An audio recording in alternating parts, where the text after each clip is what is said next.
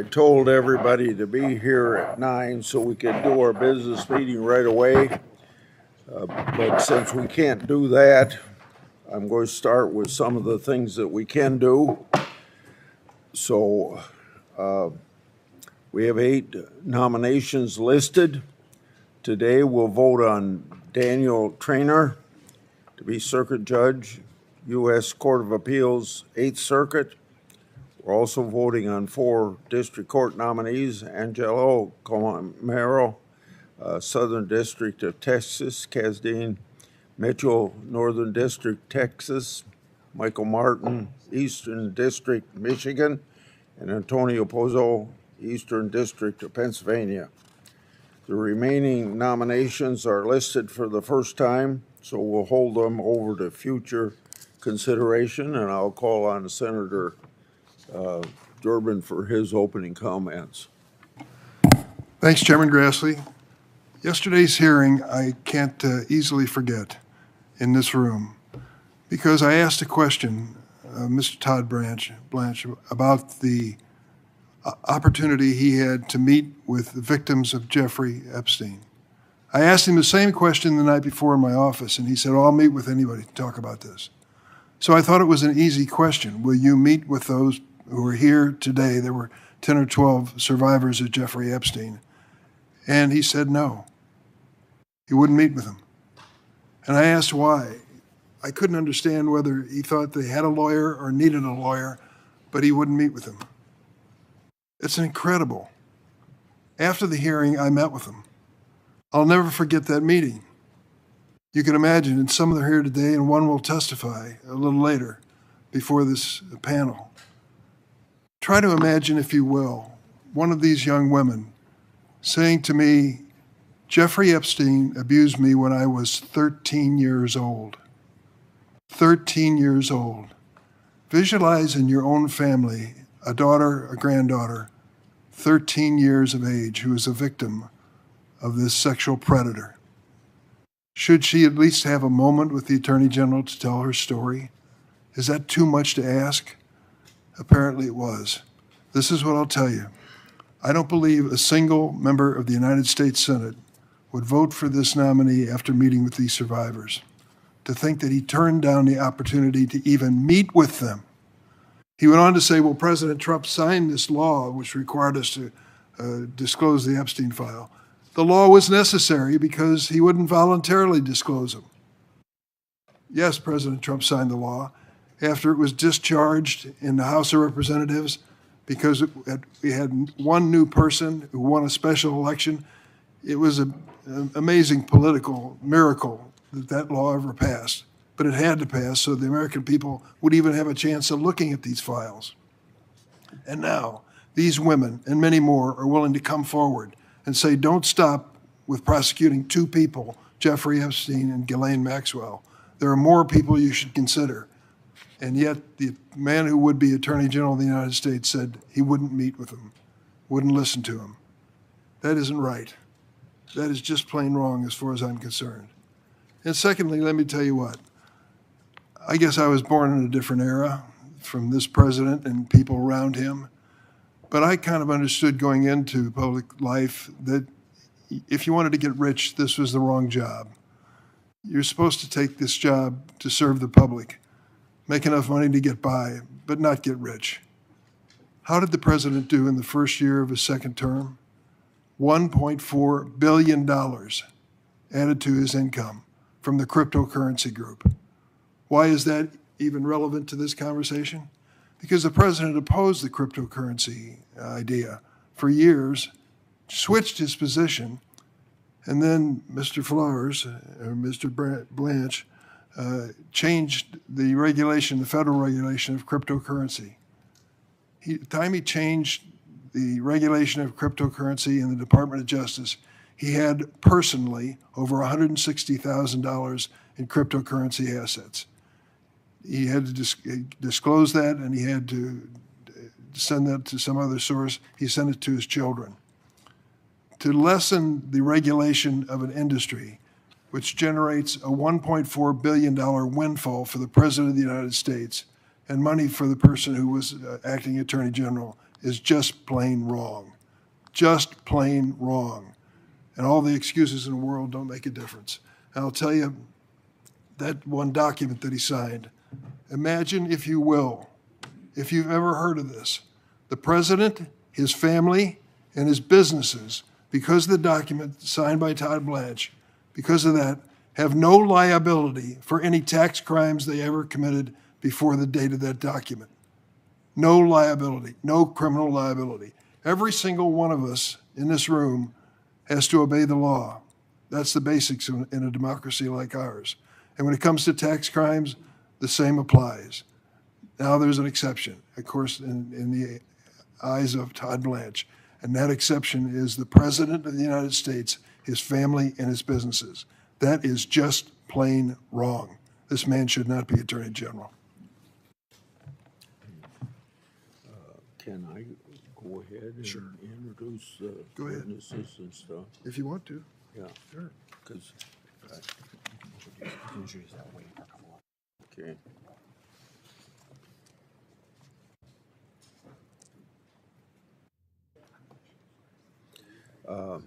I'd like to enter into the record an article written by former Attorney General Bill Barr. His article urges the Senate to confirm Mr. Blanche. The article touts the successes of Mr. Blanche has already delivered while already leading the Department of Justice. It further stated, quote, Mr. Blanche has necessary qualities for the job. He is a skilled and accomplished lawyer with extensive experience in the department as a prosecutor and deputy attorney general. Throughout his career, he has shown the personal determination, discipline, and thick skin this position demands, end of quote. Without objection, it will be entered in the record.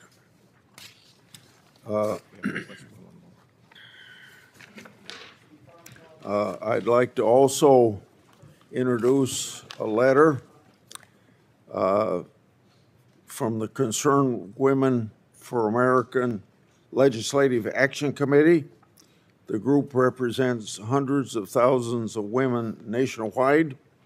The letter praised Mr. Blanche and stated, quote, Mr. Blanche, extensive experience, proven character, and wise judgment make him an outstanding pick that the women I represent are proud to support. I would just go to, we're waiting for two, so I would just say go ahead and do the witness introductions, so starting on this page. Okay. Well, we'll need to have them come to the table. Yes, you can go ahead. You can just ask them to go ahead and come up to the table. What? You can ask them to go ahead and come up to the table, but we don't swear them in yet. As I indicated to everybody in the audience, everybody was supposed to be here at 9 o'clock and everybody isn't here, and we don't have a lot of time to waste. So I would ask the witnesses if they would come to the table, and I would like to introduce, read your introductions. And then swear them too. No, we'll do that after. We'll do that when we go to the hearing. Okay. You please be seated, and we won't be questioning you right away, but I'd like to take this time to introduce you. First, a person when he was in the United States Senate, a person that I worked closely with, John Ashcroft. You know, he served as United States Attorney General under George W. Bush. He led the Justice Department's anti-terrorism efforts after 9/11. Mr. Ashcroft previously served for over 2 decades as Missouri's Attorney General, Governor, and then Senator. He's since founded a consulting firm and serves as distinguished professor at Regent University. Mr. Ashcroft understands how to lead the Justice Department free from political influence Indeed, Senator Schumer once praised Mr. Ashcroft, quote, fidelities to the rule of law, end of quote. I look forward to hearing his perspective on Mr. Blanche's qualifications to lead the department. Next, I would introduce Jennifer Boss. Ms. Boss is an angel mom, a title that no mother should ever have to bear. She suffered an unimaginable loss. Ms. Boss's daughter, Megan, was discovered in a dumpster belonging to an illegal immigrant. The man was arrested, but within 24 hours, he walked free. The sanctuary city and soft on crime policies of her home state failed to protect her daughter or deliver justice to the families. Ms. Boss had no recourse until President Trump learned of the case and ensured that the man was detained by ICE. Sadly, Ms. Boss knows firsthand how important it is to have Justice Department that listens to victims, pursues justice, and works to protect communities. Ms. Boss, I'm very sorry for your loss. I'm grateful for your testimony today. We also have John Edler, president of the Federal Law Enforcement Officers Association Foundation. He was a first responder at Ground Zero on 9/11 and has decades of experience in law enforcement. For years, he served as the chief firearms and tactical training instructor of the Southern District of New York. While at that position, Mr. Adler met and observed Mr. Blanche's diligent work firsthand. Mr. Adler previously served as director of the Bureau of Justice Assistance. Based on that experience and his decades in law enforcement, Mr. Adler now advocates for officers in the field. I look forward to learning his experience and perspective on Mr. Blanche's efforts to support law enforcement. And now, Senator Durbin, would you please introduce your guest? Thank you, Mr. Chairman. Let me say at the outset, at your request, I'm trying to accommodate the attendance issue, which we both struggle with, as you as chairman and me as ranking member. And one of my witnesses, minority witnesses, has not arrived yet. She was told it'd be a little bit later, we would start that. So I'm going to introduce her, and when she arrives, she'll take to the table and be sworn in by you, okay? Okay. All right. Thank you. The first minority witness is Danny Bensky. I met her yesterday. Ms. Bensky is a choreographer and dance educator. She's also a survivor of abuse by convicted sex trafficker Jeffrey Epstein, to whom she was trafficked when she was 17 years old. Ms. Bensky will tell us when she comes how, due to the carelessness of the Justice Department, graphic details of her abuse, as well as her identity, were released many times, despite her efforts to redact her information. She says that she, quote, won't stop fighting until the world is safer. I thank her for her courage, and I hope she arrives soon because of the change in plans. We've had some confusion. My second witness, the second minority witness, is Elizabeth Oyer. Thank you for being here. She was the Justice Department pardon attorney until March 2025. She oversaw the pardon office now run by the failed nominee and mega extremist Ed Martin. Prior to service in the Justice Department, Ms. Oyer was an assistant federal public defender in Maryland and a litigation partner at Mayor Brown. She's a graduate of Harvard Law School and the illustrious Georgetown University. She will tell us how her former office has devolved into a pay-to-play operation with mega donors jumping ahead legitimate pardon candidates, often without proper vetting, the height of corruption. How do we know this? Ms. Oyer was fired by Mr. Blanche just days after he took office for refusing to restore gun ownership rights to one of the president's personal friends, convicted domestic abuser and actor Mel Gibson. I yield, Mr. Chairman. Yeah. Now back to the work of our committee. We have one more member to get here. In the meantime, I want to enter into the record 9 letters supporting Mr. Blanche's nomination from major law enforcement organizations. Combined, these organizations represent hundreds of thousands of law enforcement officers from around our country who work every day to uphold the rule of law. The letters all praise Mr. Blanche's qualifications to serve as Attorney General and his collaboration with law enforcement Americans to keep everybody safe. One letter states this, so I quote, "We believe Mr. Blanche's leadership will help ensure that the Department of Justice remains focused on public safety, the rule of law, and providing unwavering support for law enforcement professionals who risk their lives daily to protect our families and communities." End of quote. Without objection, these will be entered in the record. Then also I want to introduce into the record a letter supporting Mr. Blanche's nomination from 23 state attorneys general.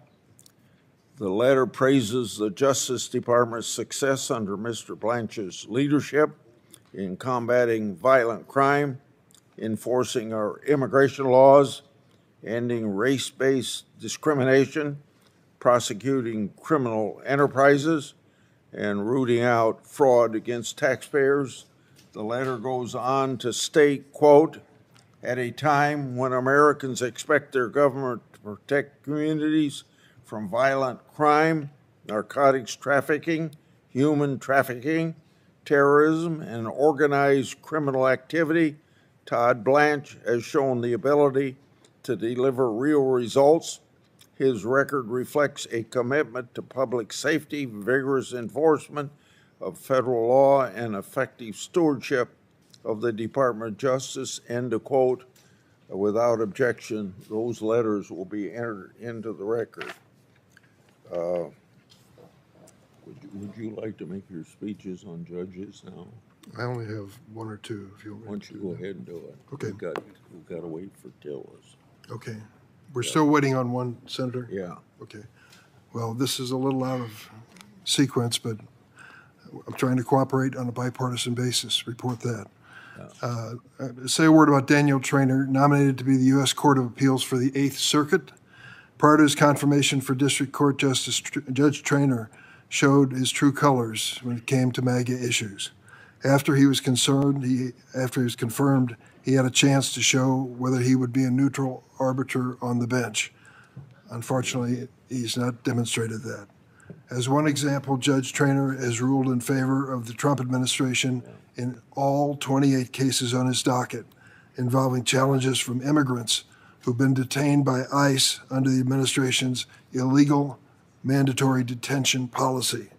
That includes 7 habeas corpus petitions Traynor volunteered to preside over in the District of Minnesota following Operation Metro Surge. Judge Traynor is an outlier. Of the more than 17,000 cases in which federal district judges have ruled on ICE's mandatory detention policy, at least 15,000 were rulings against the Trump administration, including the vast majority of rulings by Trump-appointed judges. Yet Judge Traynor's partisanship was apparent when he served as a contributing author and signatory of a May 2024 letter from federal judges to the president of Columbia University.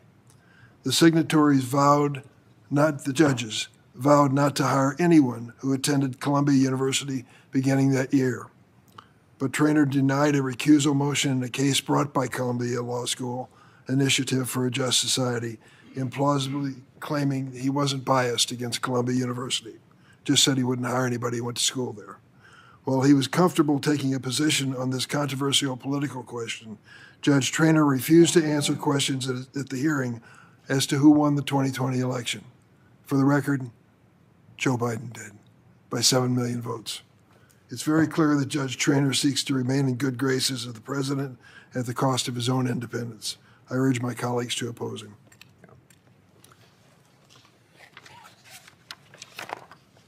I'd like to introduce into the record a letter supporting Mr. Blanche's nomination. This letter is from the American Center for Law and Justice. The letter states, quote, Mr. Blanche has demonstrated the experience, judgment, leadership necessary to guide the Department of Justice at a time when the faithful administration of our laws is a paramount importance. His service as Deputy Attorney General and most recently Acting Attorney General, together with his distinguished career as both a federal prosecutor and defense attorney, has given him a broad understanding of the department's responsibility and the constitutional principles that must guide him in his work. Without objection, this will be entered in the record. Now we'll have 77 former Department of Justice official writing a letter in support of Blanche. So I'll enter this in the record, and I want to quote from this letter. Todd Blanche understands that the department's mission is to deliver justice, not to serve political interest and entrenched bureaucracies. He has shown the courage and institutional knowledge to restore the focus on public safety, law enforcement support, and the rule of law. His career path from paralegal to prosecutor to second highest position in the department gives him a perspective few others possess. He knows what works because he has lived it at every level. So without objection, the department, or the letter from 77 former DOJ officials will be inserted. We have a letter from the First Liberty Institute, the nation's largest legal organization dedicated solely to defending religious liberty. The letter states, quote, every attorney general faces difficult decisions that will inevitably generate disagreement. The proper question before the Senate is not whether members agree with every future judgment, but whether the nominee possesses the character, experience, legal ability, and commitment to constitutional government necessary to faithfully discharge the office. Mr. Blanche's career demonstrates those qualities. Without objection, that will be entered into the record. Do you want to ask if anybody in our dais wants to make any? Yeah. Is he here? He's coming, he's walking up. Okay.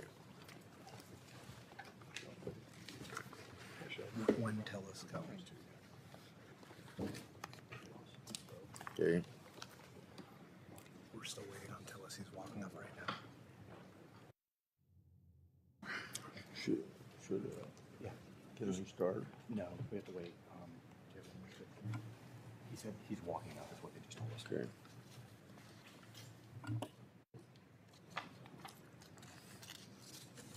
We now turn to the nomination. Wait, not yet, not yet.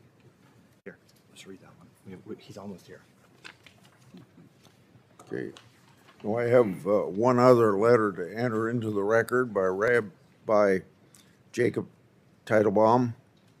He praised Mr. Blanche's legal acumen and character, stating, and I quote, on more than one occasion, I witnessed Mr. Blanche's continue to provide first-rate representation after learning that a client was facing severe financial hardship, often taking on cases on a pro bono or substantially reduced fee basis.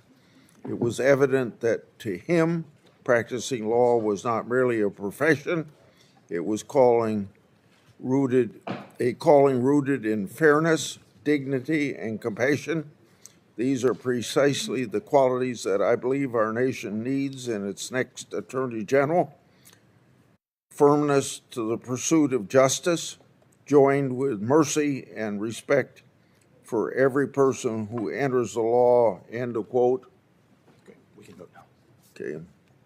We'll now turn to the nomination of Daniel Trainer to be Circuit Judge, U.S. Circuit Court of Appeals, 8th Circuit. Clerk will call the roll. Mr. Corning. Aye. Mr. Lee. Aye. Mr. Cruz. Aye. Mr. Hawley. Aye. Mr. Tillis. Aye. Mr. Kennedy. Aye. Mrs. Blackburn. Aye. Mr. Schmidt. Aye. Mrs. Britt. Aye. Mrs. Moody. Aye. Mr. Durbin. No. Mr. Whitehouse. No. Ms. Klobuchar. No by proxy. Mr. Coons. No by proxy. Mr. Blumenthal. No by proxy. Ms. Hirono. No by proxy. Mr. Booker. No by proxy. Mr. Padilla. No by proxy. Mr. Welch. No by proxy. Mr. Schiff. No. Chairman Grassley. Aye. On this vote, the ayes are 11, the nays are 10. The nomination will be favorably reported. Now we go to Angela Colmenero, Judge, U.S. District Court, Southern District, Texas. Clerk will call the roll. Mr. Cornyn. Aye. Mr. Lee. Aye. Mr. Cruz. Aye. Mr. Hawley. Aye. Mr. Tillis. Aye. Mr. Kennedy. Aye. Mrs. Blackburn. Aye. Mr. Schmidt. Aye. Mrs. Britt. Aye. Mrs. Moody. Aye. Mr. Durbin. No. Mr. Whitehouse. No.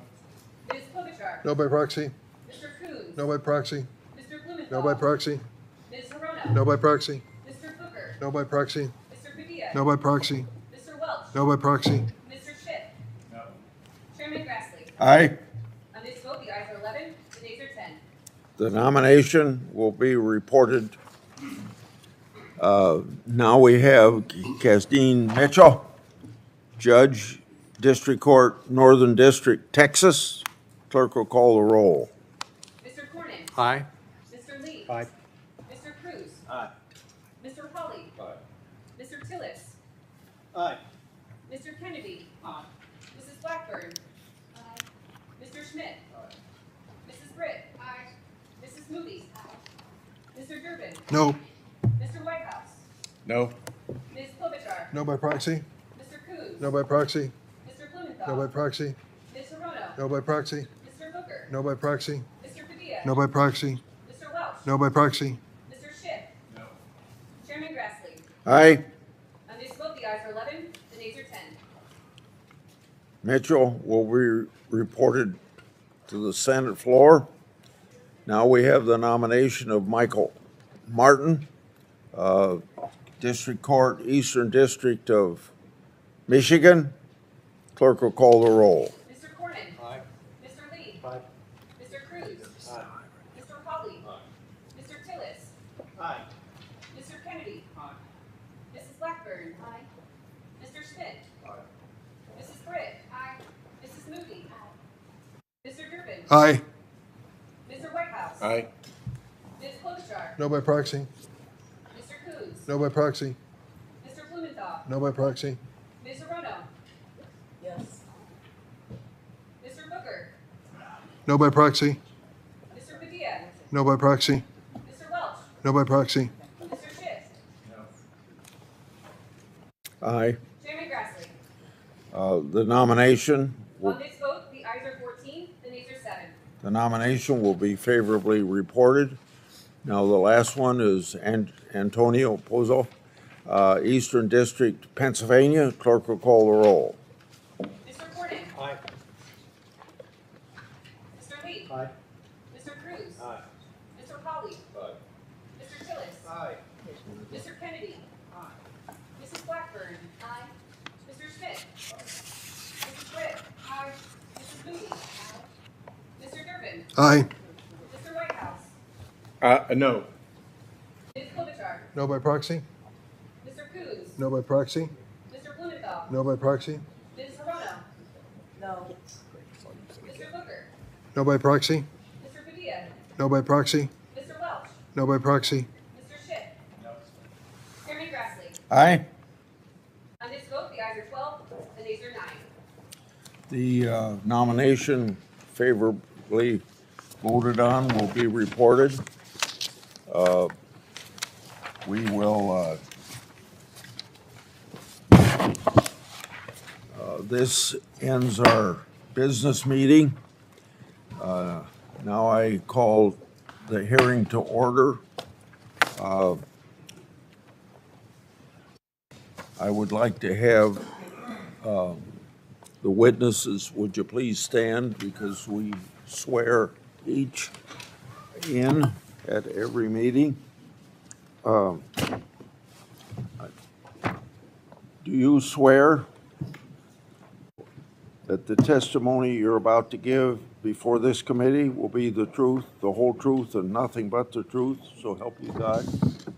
I do. They all answered affirmatively? Yeah, okay. Senator Durbin would like to give an opening, so. Go ahead. You want to say something? I already said, I'm done. Okay. So, welcome back, Senator Ashcroft.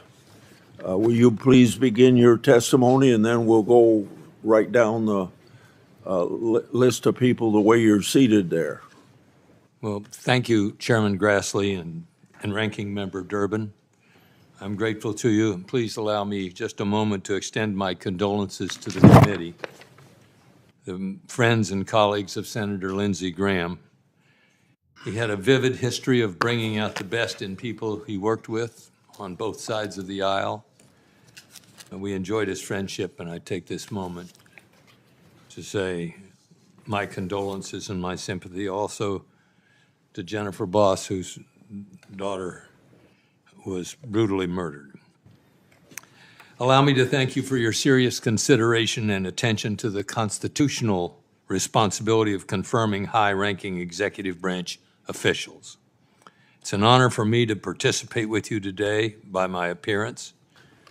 Testifying and sharing my profound support for the nomination of the Honorable Todd Blanche as Attorney General of the United States is something for which I am deeply grateful. Justice is best served in the United States through a commitment to uphold the Constitution and laws of this country. Integrity is an indispensable imperative for the rule of law. The rule of law is the best friend of constitutionally guarded liberty. For the highest quality administration of justice, law enforcement must never be diluted nor contaminated by personal bias or political preferences. Todd Blanche's record of upholding the Constitution and enforcing the law recommends him supremely to serve America as the 88th Attorney General of these United States. I know of no person of a higher commitment to integrity. He has spoken the unvarnished truth to those he works for and to those he works with. Todd's career stands as an outstanding record of public service. He is a consistently well-prepared, tough, but fair prosecutor, fundamentally focused on the Constitution. He understands that he has a profound responsibility in the Justice Department to seek justice, not merely to prosecute.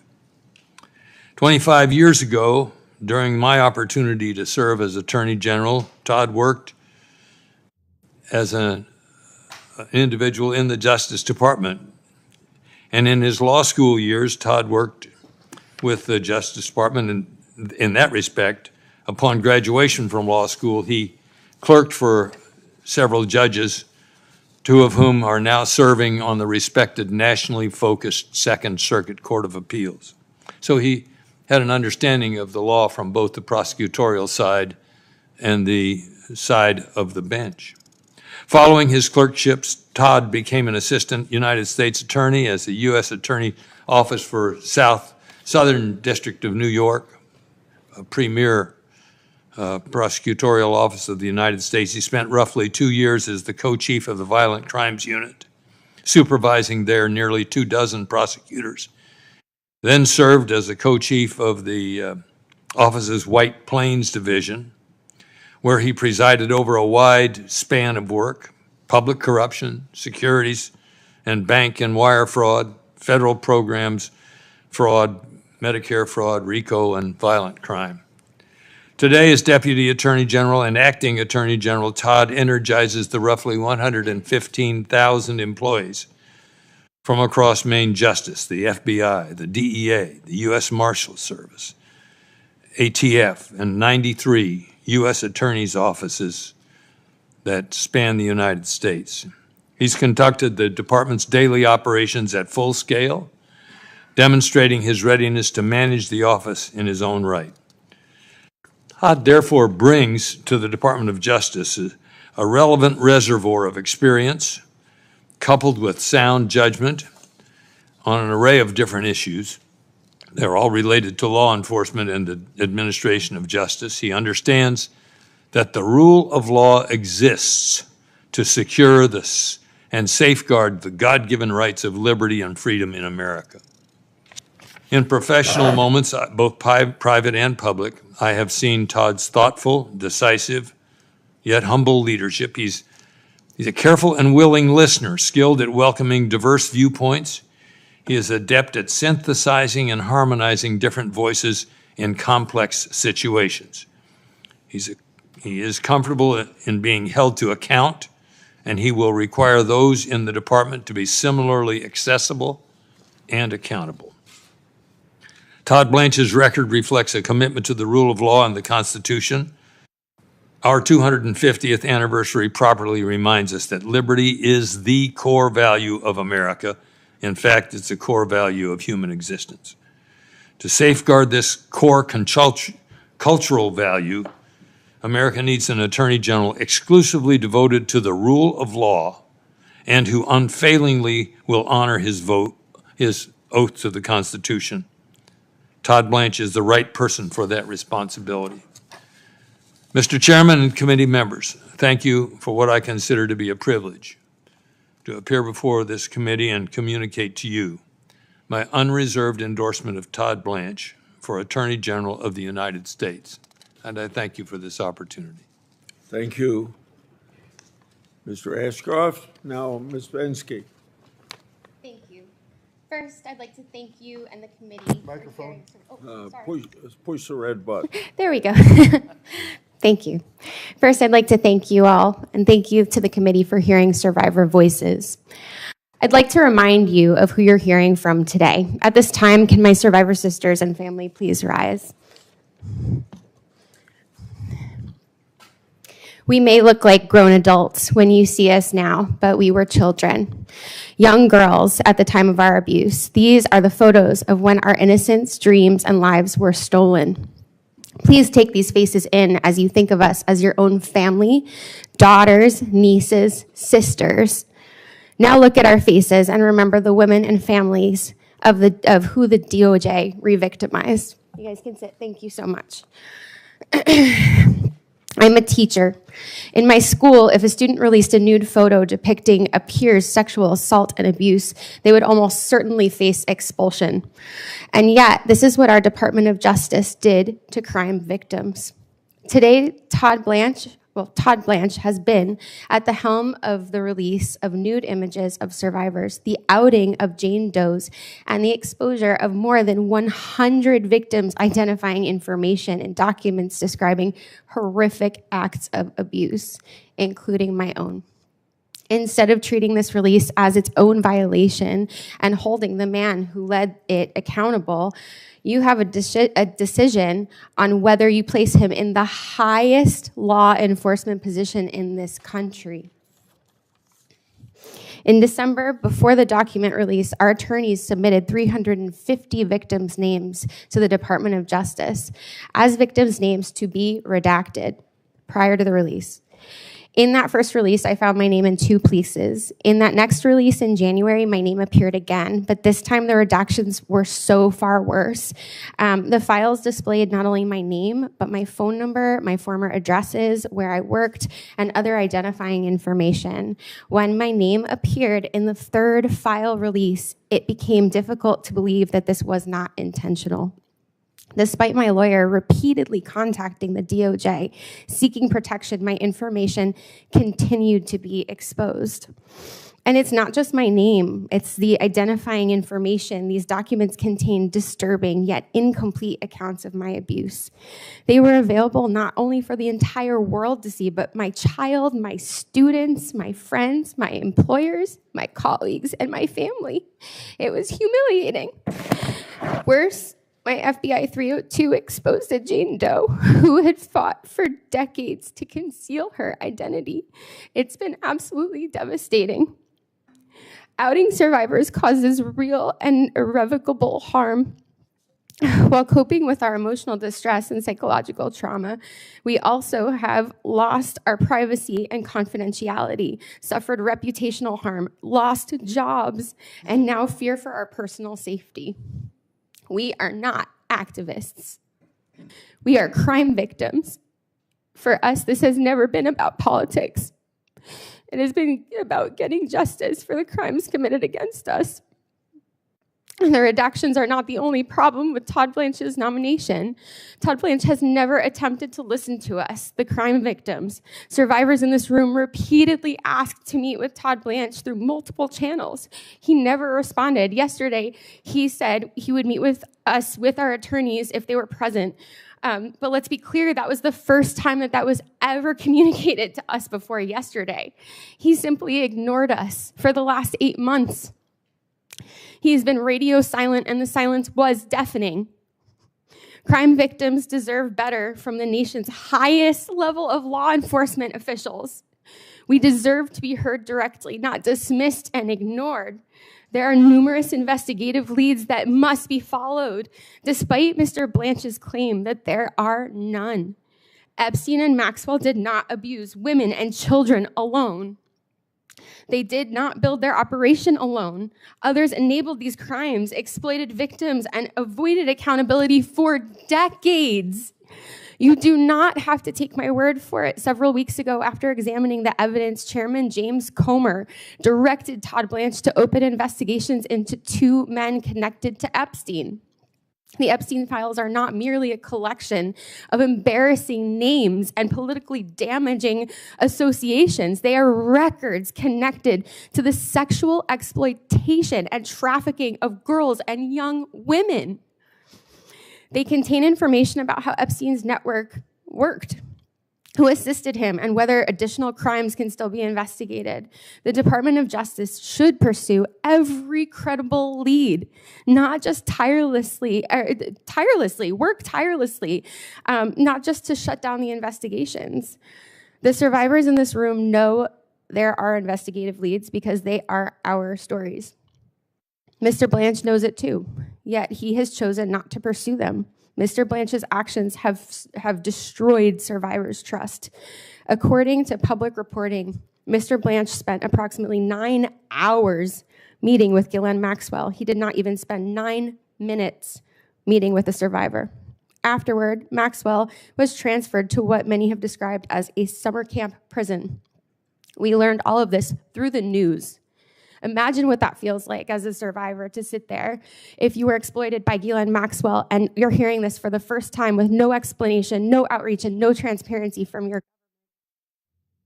And to add insult to injury, the information that Todd Blanche gathered in the White House Situation Room last summer to curb the political fallout from the Epstein files was absolutely abhorrent. Instead of following investigative leads, our government treated and continued to treat this as a political crisis that needs to be managed. In our nation, everyone deserves equal protection under the law. Todd Blanche has been unwilling to protect Epstein survivors' personal information. And he has been resistant to investigate the people who helped Epstein and Maxwell commit those crimes. We need an attorney general committed to ensuring that everyone who facilitated Epstein's crimes is held accountable. Please, I implore you, please, think carefully and think about the girls in these photos. Thank you. Thank you, Ms. Bensky. Now, Ms. Boss.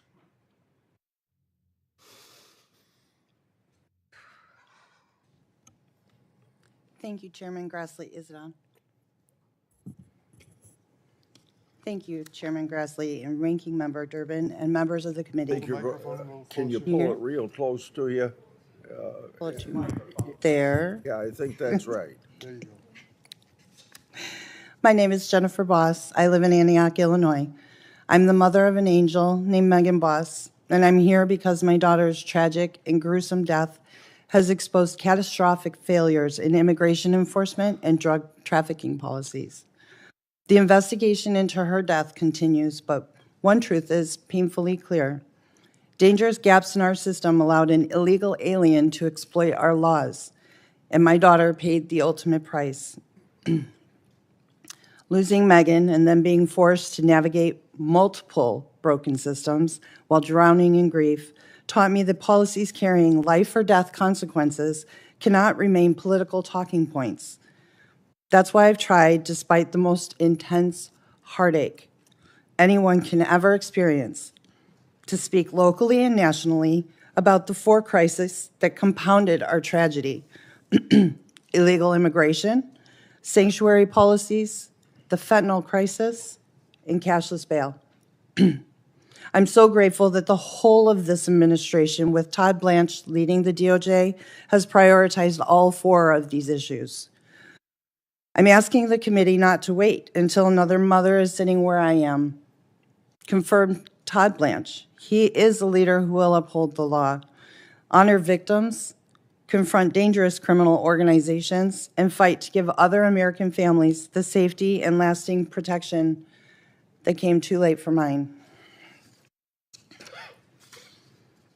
I couldn't save my daughter, but Todd Blanche is Attorney General. He might save yours, because next time it could be your child. It could be your family. It could be you. This can happen to anyone. We must have leaders that are willing to act before the next life is taken. Leaders that are willing to confront the failures instead of explaining them away. Leaders like Todd Blanche. Megan was my firstborn. She was a mom and a sister and an aunt, loyal friend. She was bubbly and funny. She loved to be silly. Sorry. She was extraordinarily creative. And she was blessed with a spirit that just lit up the room. In February of 2025, Megan disappeared. For 51 days, our family lived in the most unbearable agony.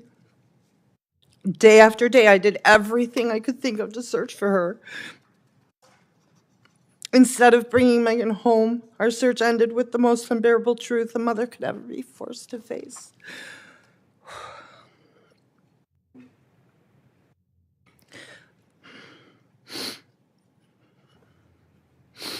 We learned that Megan's life had been cut short and her body was concealed, stuffed upside down in a garbage can filled with bleach by an illegal alien that had no right to be here. Again, she was stuffed upside down in a garbage can for 51 days, soaking in bleach.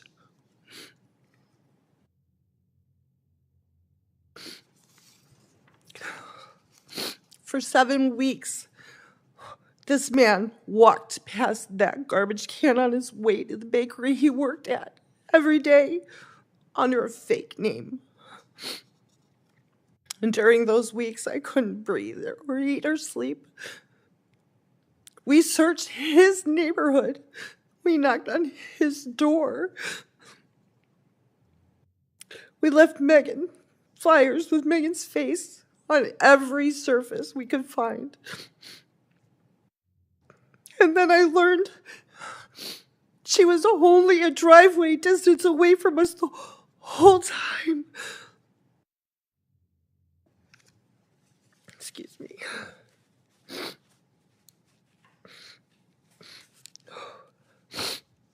Not only was she killed, but her dignity was stolen in death. Had Megan not been identified by the tattoos that she loved so dearly, Even the beautiful image of my daughter that I hold in my heart, my head, it would have been replaced forever by the unbearable image of what had been done to her. Megan's daughter. She was only 5 years old when this happened. Her life with Megan and her right to know and make memories with her mom, that was stolen. This is Megan's bracelet. It's a charm bracelet we started when she was 5. And it has every memory on it from growing up. Every milestone, every place that we visit, anything that was important to her. It's here. This is her story. And these are the stories that she should be telling her daughter. I have to hope I can remember them all. There's so many.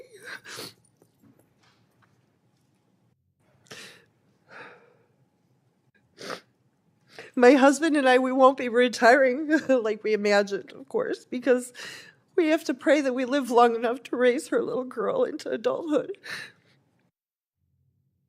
And this is because our laws that we already have aren't enforced. This is why victims don't care about partisan victories. We care whether the dangerous criminals and drug traffickers and cartels are stopped before another loved one is buried and another family's life is shattered.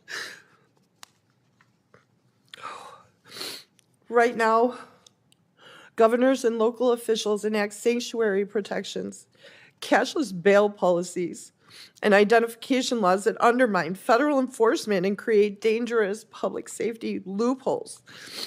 A criminal that's released under a reckless local policy does not remain inside that city or state. He can cross into yours. Megan's perpetrator was released the day after he was arrested. Do you want him as your neighbor? Angel families have told me how they've been entirely abandoned and ignored by the government. Our children and our families were politically inconvenient. Some of these angel families have been asking for someone to listen to the stories and learn from what's happened to us for more than 25 years.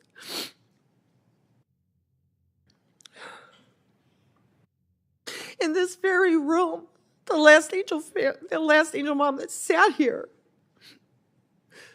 was asked how come she was here and why did they have to sit through another hearing.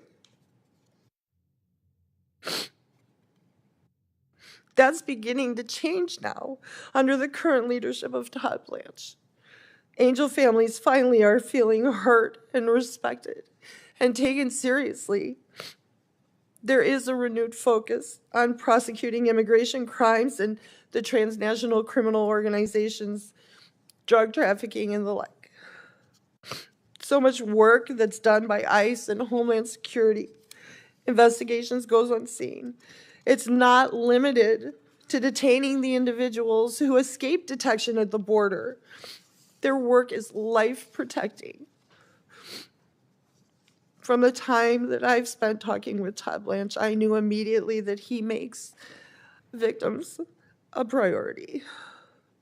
Under his direction, the DOJ has engaged directly with the angel families and treated us not like political props, but as partners in preventing future tragedies. And that's all that we've ever asked for. Justice can't bring our children home. Nothing can.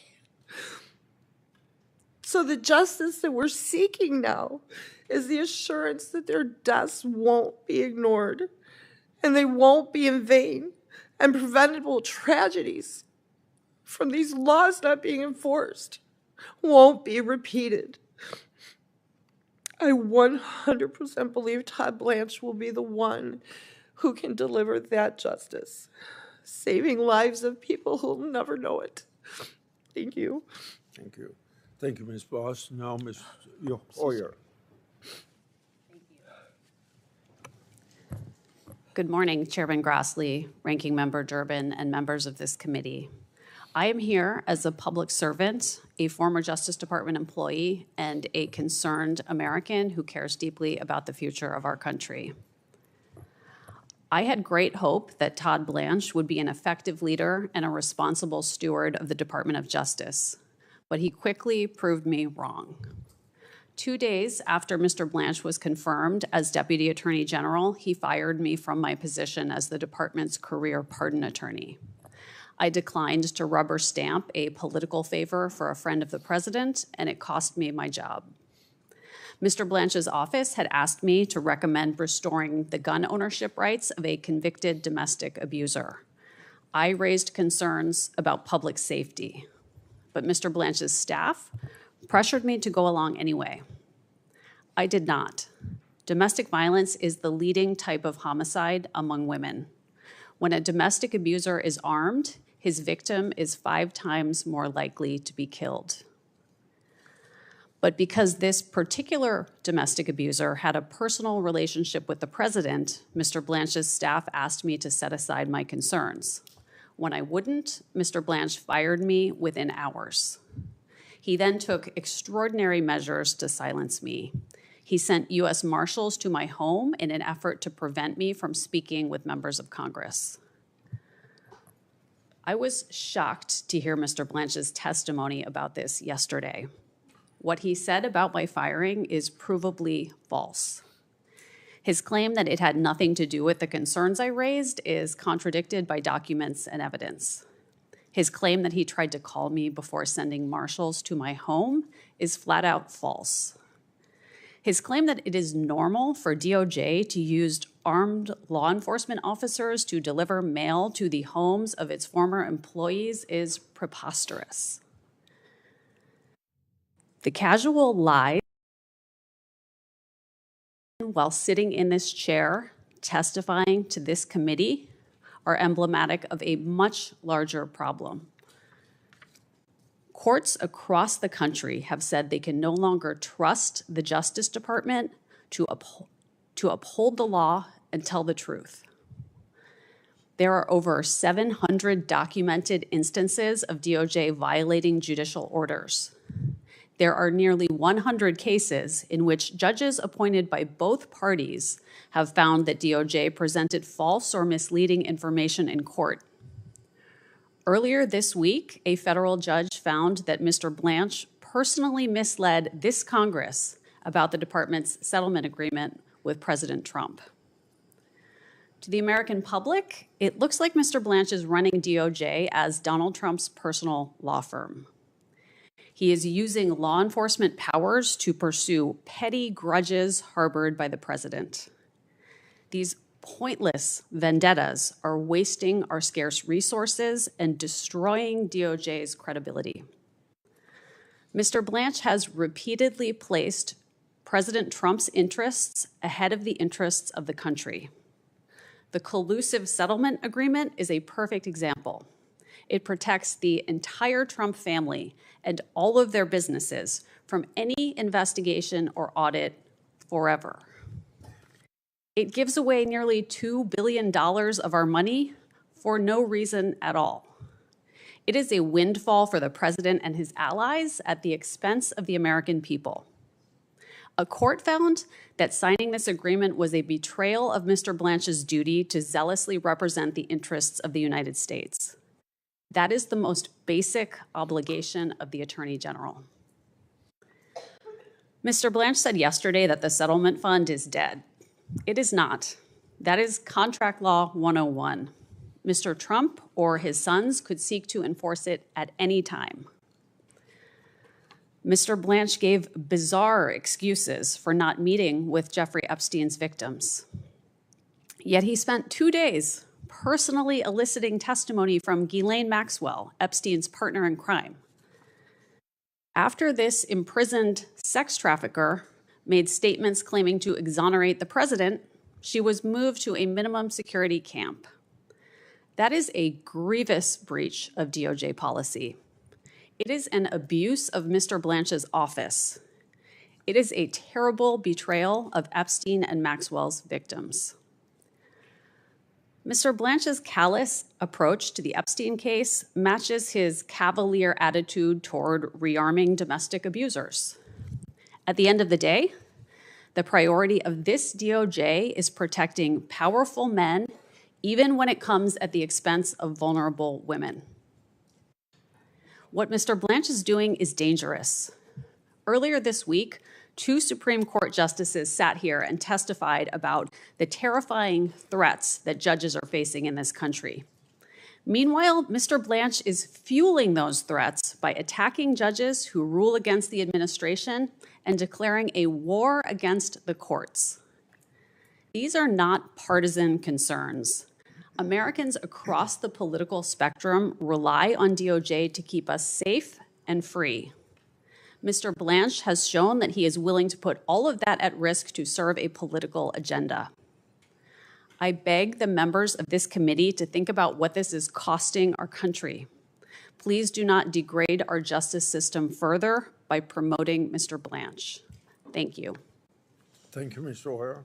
Now, Mr. Adler. Good morning, Chairman Grassley, Ranking Member Durbin, and distinguished members of the Senate Judiciary Committee.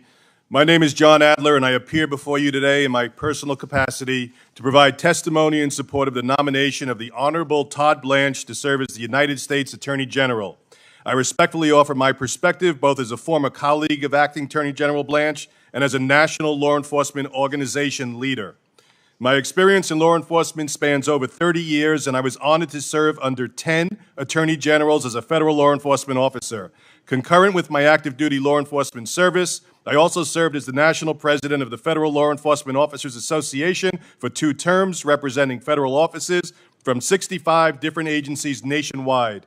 As a volunteer law enforcement leader, I had and continue to have the privilege of serving with the leaders of the largest national law enforcement organizations, including the FOP, NAPO, NSA, IACP, and others. I have dedicated my life towards making it safer for those who serve and supporting innovative approaches towards augmenting both officer and public safety, which are intertwined. As a career tactical instructor, I emphasize marrying tactical proficiency with compassion and civility. Within a legal context, I am convinced that Acting Attorney General Blanche exudes this. When I joined the U.S. Attorney's Office in April 2001, I met an incredibly intelligent and highly motivated paralegal by the name of Todd Blanche.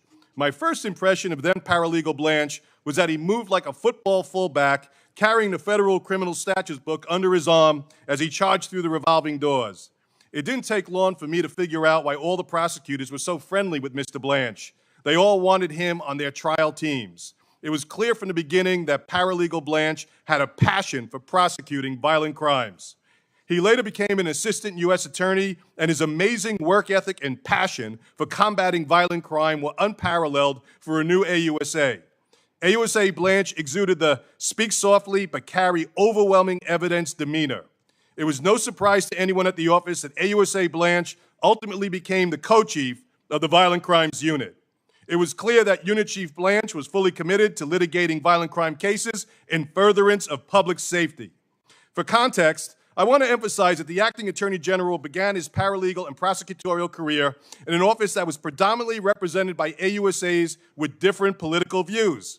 What impressed me during my 16 years with the U.S. Attorney's Office was the unified commitment to the rule of law, irrespective of political affiliation. I am absolutely convinced that if confirmed as the Attorney General, Acting Attorney General Blanche will carry forward that spirit and unwavering commitment to the rule of law. During the terrorist attacks on September 11, 2001, the U.S. Attorney's Office in the Southern District of New York was located in the hot zone in New York City. While we often hear the Acting Attorney General speak of the extraordinary bravery of first responders who run forward into harm's way, he exuded that charge-forward spirit during the challenging days following 9/11. I have profound respect for his service-above-self spirit then, and it has only grown. Moving forward to Deputy Attorney General Blanche's tenure as the Acting Attorney General, his outreach and engagement with law enforcement nationwide has been extraordinary. Same can be said for his 24/7 staff. In speaking with my fellow national law enforcement organization leaders, it is clear that they have great respect for the Acting Attorney General and appreciate his commitment to backing the blue. Acting Attorney General Blanche has demonstrated a strong commitment to officer safety and ensuring that all law enforcement officers have the same protection under the law.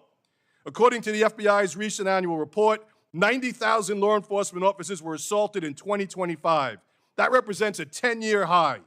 Acting Attorney General has made clear that his department will stand by law enforcement and support the prosecution of anyone who assaults a law enforcement officer. Civility does not work when it's one-sided. He has earned the respect and admiration of officers nationwide.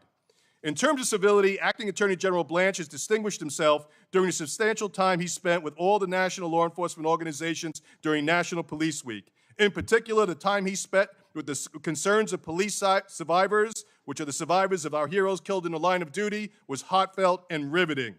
Much like his powerful support for our angel families, Acting Attorney General Blanche is equally supportive of the surviving family members of our fallen heroes. And I have no doubt he will continue that as he prioritizes the safety of all Americans. As the father of a beautiful teenage daughter, I worry about her safety every day. I expect our government leaders to do everything they can to support a safe and just quality of life for all our children. That should be an unbreakable priority.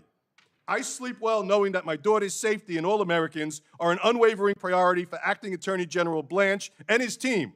Under his leadership and through the dedication of all law enforcement officers, violent crime continues to be driven down. We must sustain these powerful results, and we need Acting Attorney General Blanche to be confirmed as our nation's chief law enforcement officer. Throughout my law enforcement career, I wore and continue to wear a pendant that has John 15:13 inscribed. Greater love hath no one than this, to lay down one life's for a friend. I am absolutely convinced that the Acting Attorney General Blanche, will exude that spirit of the Scripture and do everything he can to protect the safety of all Americans by following the rule of law. I therefore respect that the committee set aside any political differences, demonstrate its unwavering commitment to both officer and public safety, and vote to confirm Acting Attorney General Blanche as the next Attorney General. Thank you. Thank you. Ms. Voss, first of all, thank you for your courage coming forward. You know how important it is to have effective leadership in pursuing justice.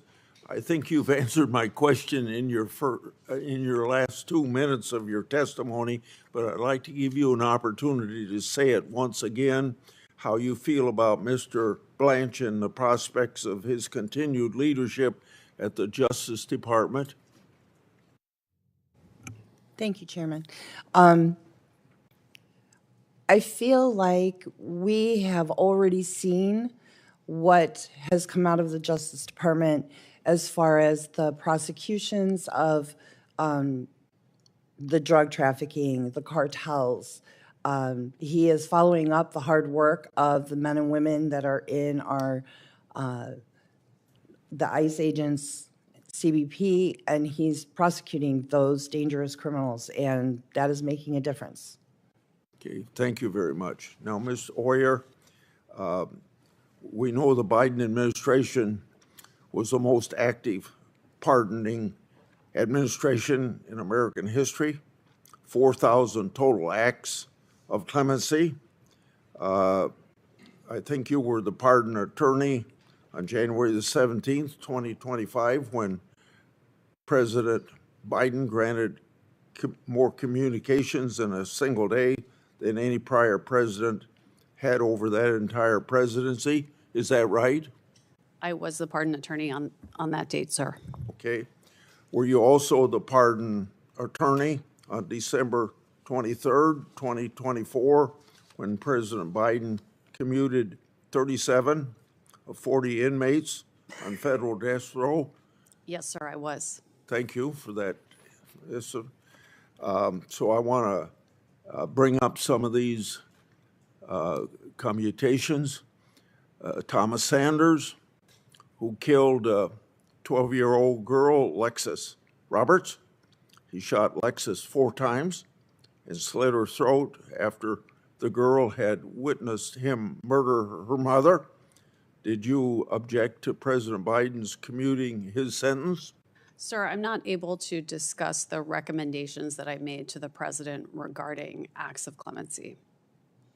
Can you speak Did you turn your microphone on? I believe it's on, sir. You were the pardon attorney, yeah.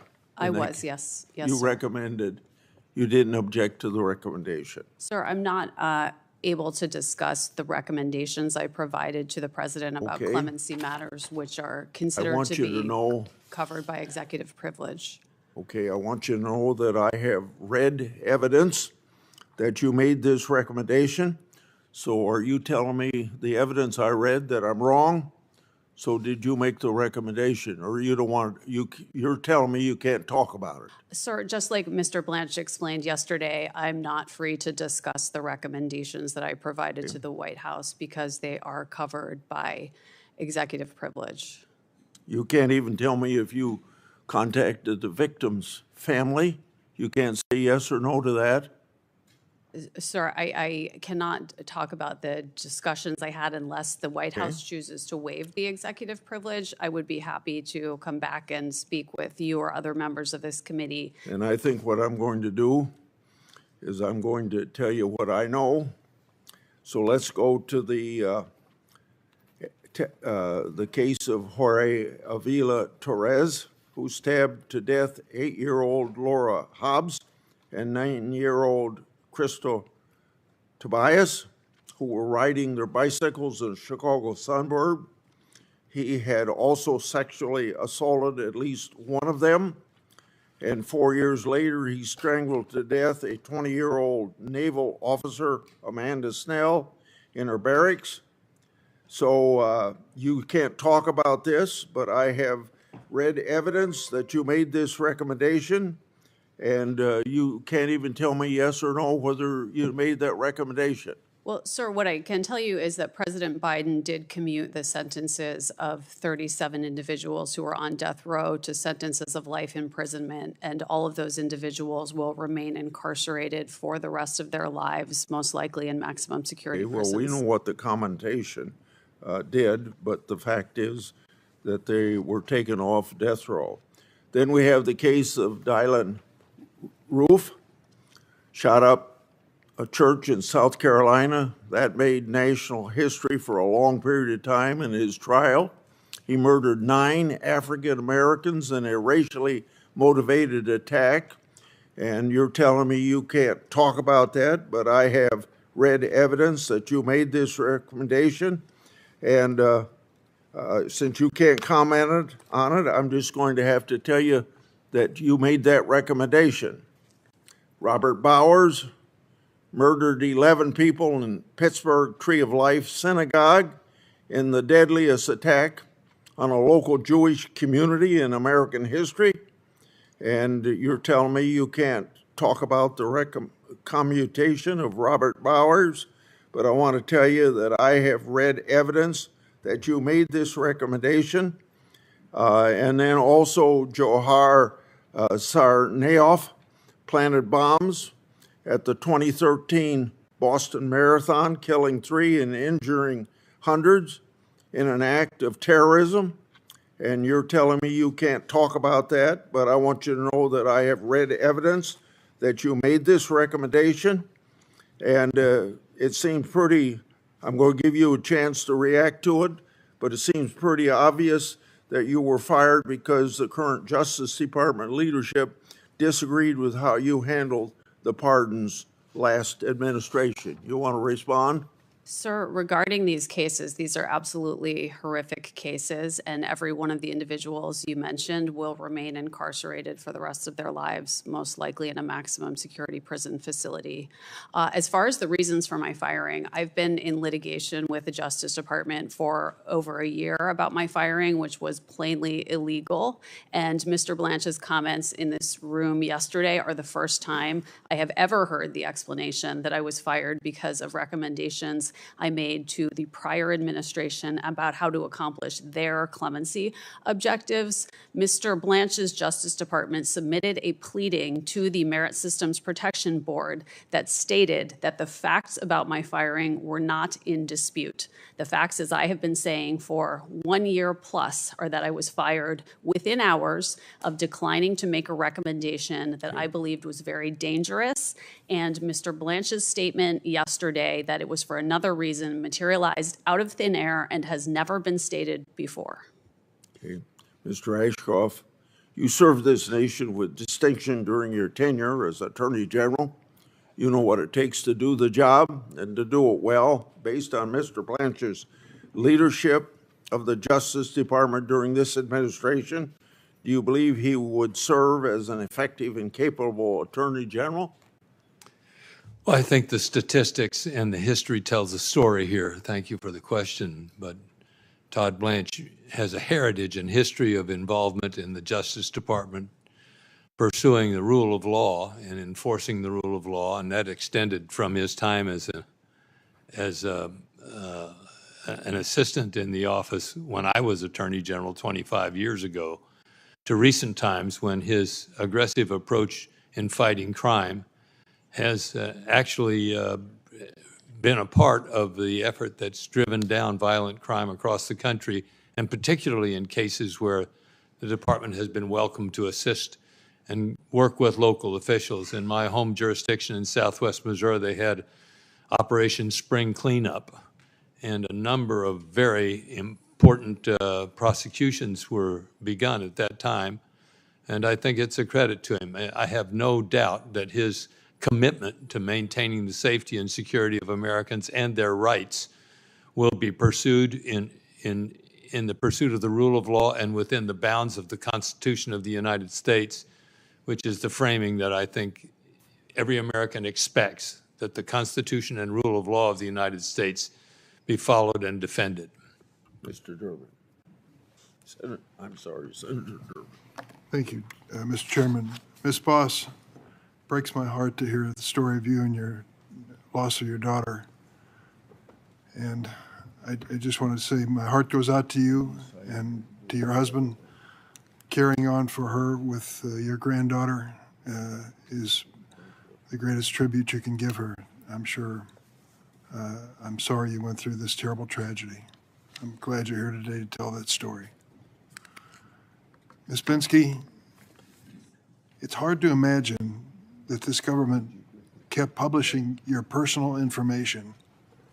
Did anyone notify them of this breach of privacy? Yeah, I mean, we notified them immediately back in the first document release, and even before the document release happened, after the Epstein Files Transparency Act passed. Like I said in my testimony, my lawyer teamed up with other lawyers and gave 350 names. And basically every batch that came forward, all the way through basically, I believe it was April, but in the January batch, I was exposed. So did this happen to any of the others who were present here Oh, today? yes. I mean, all. I think almost all, yeah. Yes, there were hundreds of victims that were outed and Jane Doe's. And, I do want to speak to just the damages for a moment. We've been receiving threats. We've had loss of jobs. We've had loss of confidentiality and privacy. But there's another piece here, and it's that this idea of withholding information, we're trying to get justice. We have always been trying to seek justice. And we're seeing, if you just even look at New Mexico right now, that the New Mexico AG has attempted 5 times to get the files from Todd Blanche and from this DOJ, and it's obstruction. They are obstructing. So for us, yes, of course, there are so many damages. There are so many things that we are mourning the loss of, including a lot of our innocence and who we were as these young girls. But to still see it be obstructed after 30 years, and this is 5 administrations. We're not saying that this is just this administration. We've been at this fight for 30 years. So we just really hope that there's a huge impact as far as just releasing information and making sure that it's followed up on. I can't understand how this Attorney General can find 48 hours to visit with Ghislaine Maxwell, Yeah. who has been prosecuted for sex trafficking Yeah. and can't find 30 minutes to meet with the survivors of that sexual predatory Yeah. conduct. It's certainly not for lack of trying. We have tried in every way we know how to try. And then we did hear from him yesterday that he would sit with counsel. And I would say, I think many of us in this room would be interested in meeting with him today if we could.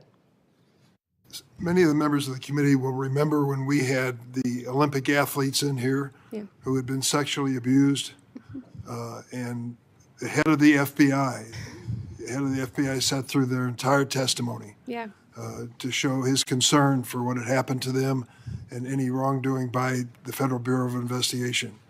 That, to me, was the right thing to do from both sides. Why in the world would Mr. Blanche at this point say he doesn't have the time? I couldn't understand his argument yesterday. He couldn't see you because you had a lawyer, or he couldn't see you because you didn't have a lawyer. Yeah, I think it was because we had a lawyer. But, I think as a career prosecutor, we talk so much about Todd Blanche's credentials in this room, and we've heard a lot about them. And that's great. But I think as a career prosecutor, he should be salivating by this case, right? This case is, it's gold for somebody that wants to prosecute. There are 6 million files. There are thousands of victims. And yet all we've seen is one perpetrator that died in prison. The other perpetrator is now in a minimum security penitentiary.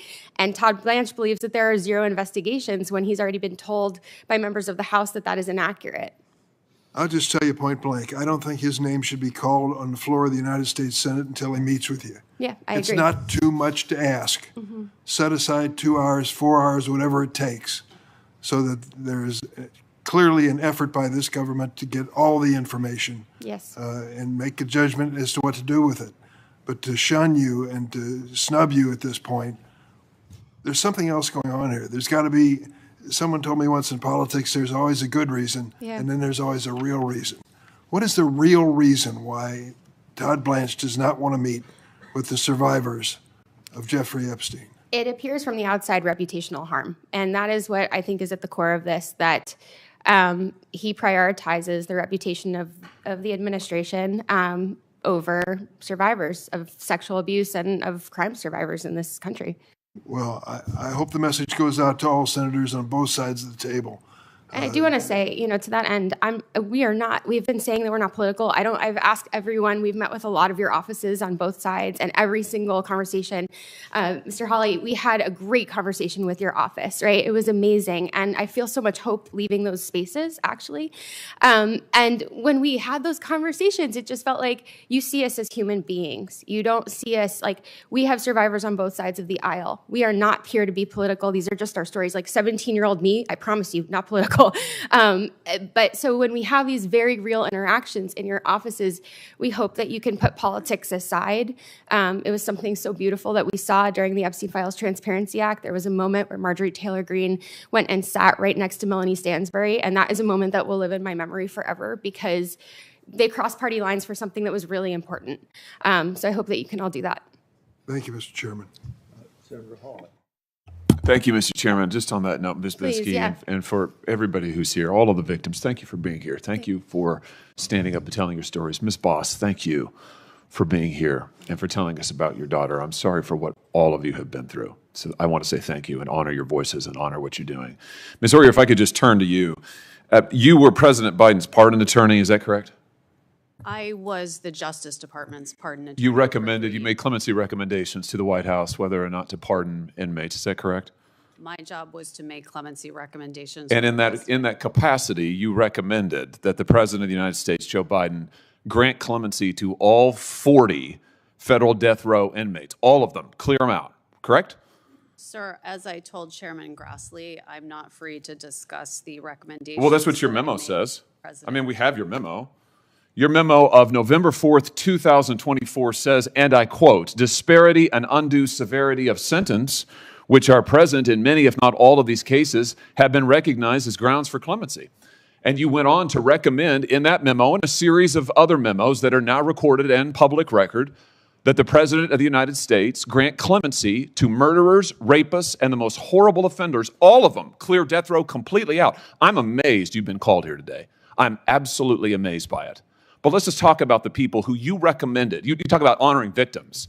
The people who you recommended get clemency and live at the expense and sufferance of taxpayers for the rest of their lives. Let's start with Dylan Roof. Dylan was a neo-Nazi who murdered 9 African-American worshipers at a Bible study in Charleston, South Carolina, 2015. Do you remember this case? I do remember it very well. I would hope you did. Here's his victims. You want to look at them? There they are. 9 of them at a Bible study in a church, killed in cold blood. The DOJ knew from day one that he had decided, I'm going to quote from the prosecutors, decided to attack African Americans because of their race. He further decided to attack African American worshipers in a black church in order to make his attack more notorious. More notorious. And yet you recommended that he be granted clemency, live at the expense of taxpayers for the rest of his life, substitute your judgment for that of the American judicial system. Do you stand by that recommendation today? Sir, I'm not going to comment on the recommendations that I made, but I can tell you that Mr. Roof is going to die in prison as... He's going to live in prison for a very long time because of you, because of your recommendations. And here's what you said in your memo of October 30th, 2024. You said that actually Roof is not a compelling candidate for clemency, but you recommended it anyway. Why? Because he suffered from anxiety, you said. Right? He suffered from anxiety. Did it ever occur to you that maybe the family of his victims might suffer a little bit of anxiety because he marched into their church and murdered them in cold blood because he was an incredible racist and he wanted to get on TV? Sir. Do you regret it? I'm not going to comment on the Do recommendations you regret it? that I made to the president. Let's talk about Robert Bowers, a man who regularly spewed such vile hatred of Jews. It's unlike anything I've ever seen. He barged into a Pittsburgh synagogue in 2018 and he shot everybody he could find, killing 11 innocent people who were there to worship. A federal jury in Pittsburgh unanimously recommended the death sentence after finding him guilty on 63 counts. Here they are. They're his victims. Take a good look. You recommended clemency for this person who went in and killed these people just because they're Jews. The other guy killed people just because they're black. This guy killed people just because they're Jews. A jury recommended that he be sentenced to death, and you substituted your judgment for theirs, and now he's going to live. Are you proud of that? Sir, what I am proud of is the fact that I took my job as pardon attorney extremely seriously. Apparently not seriously enough. You certainly didn't take the victims seriously. Then there's Jorge Avila Torres, who wasn't just a murderer. He was a serial killer and a rapist. Sir, Here is who he assaulted and killed. He sexually assaulted and killed 8-year-old Laura Hobbs and 9-year-old Crystal Tobias in a Chicago suburb in 2005. And then 4 years after that, he committed another murder. He slaughtered a fellow service member, Navy Petty Officer Amanda Snell, in 2009 while she was in her barracks. That's what he did.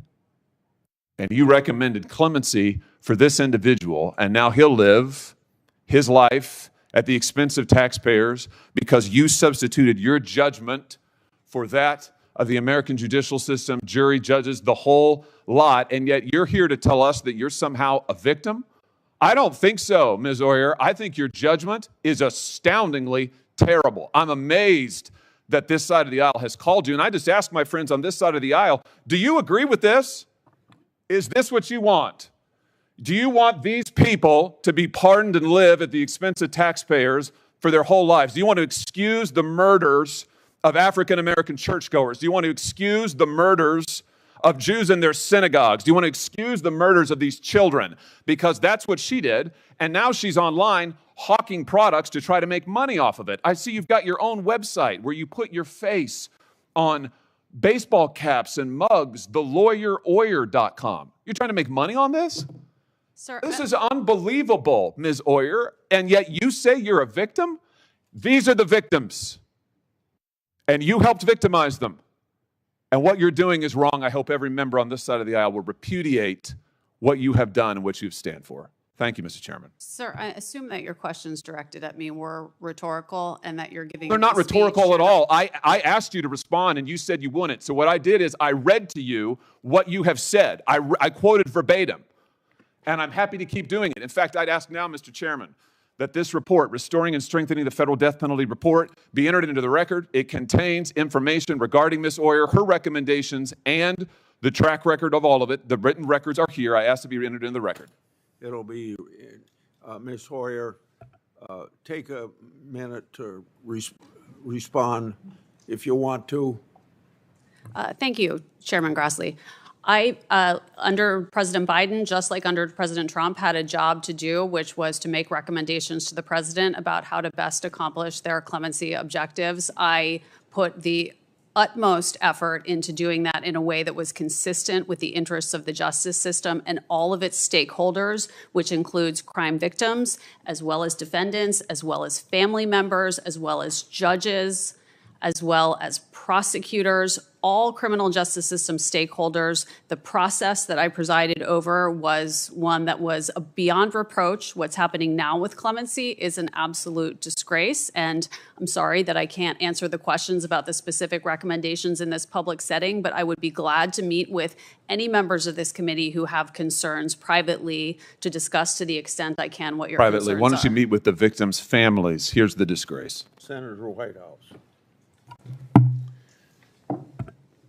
Thank you, Chairman. Mr. Ashcroft, welcome back to the Senate. You knew Jim Comey? Pardon me. Yes, indeed, I did. You trusted him? He was the Deputy Attorney General as well as the U.S. Attorney for the Southern District of New York.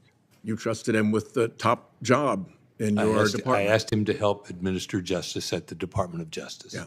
You respected him? Yes, I did. Do you have, can you vouch for this department's prosecution of him for lying to Congress or for the process that was performed? I'm not in a position, I don't know all the facts. I'm not in a position to comment on pending investigations or prosecutions. Can you vouch for this department's prosecution of him for posting a picture of the numbers 8647 or the process that led to that? My response would certainly have to be the same as it is for any prosecution. I'm not a part of the department now. I'm not fully informed of its factual basis or for the considerations it's made in bringing prosecutions. What are your views today of Mr. Comey's character and merits? I'm not going to start to discuss the character and merits of individuals, especially those who are standing in a position of responding to charges from the Justice Department. I can respond to what I believed during the time I served as Attorney General and when he served with me, and his service to me and I believe to the United States at that time was commendable and honorable. What is OPR in the Department of Justice? I believe it's Office of Professional Responsibility. Yeah, and what is its role?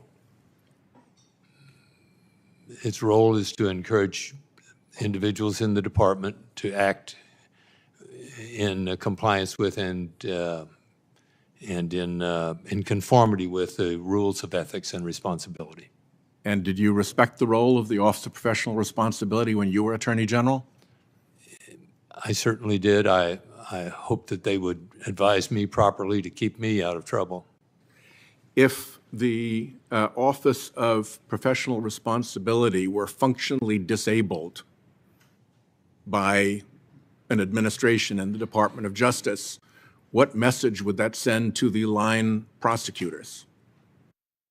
I'm not in a position to comment on a hypothetical of disabling.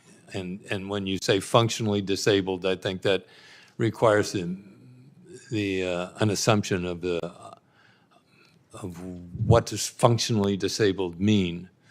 I personally, it's a hypothetical to which I just am unable to respond. But you do agree that OPR does an important job and has an important role and is important to the Department of Justice in the performance of its duties? I certainly respected the department's operation, including OPR, at the time of my opportunity to serve as Attorney General of the United States.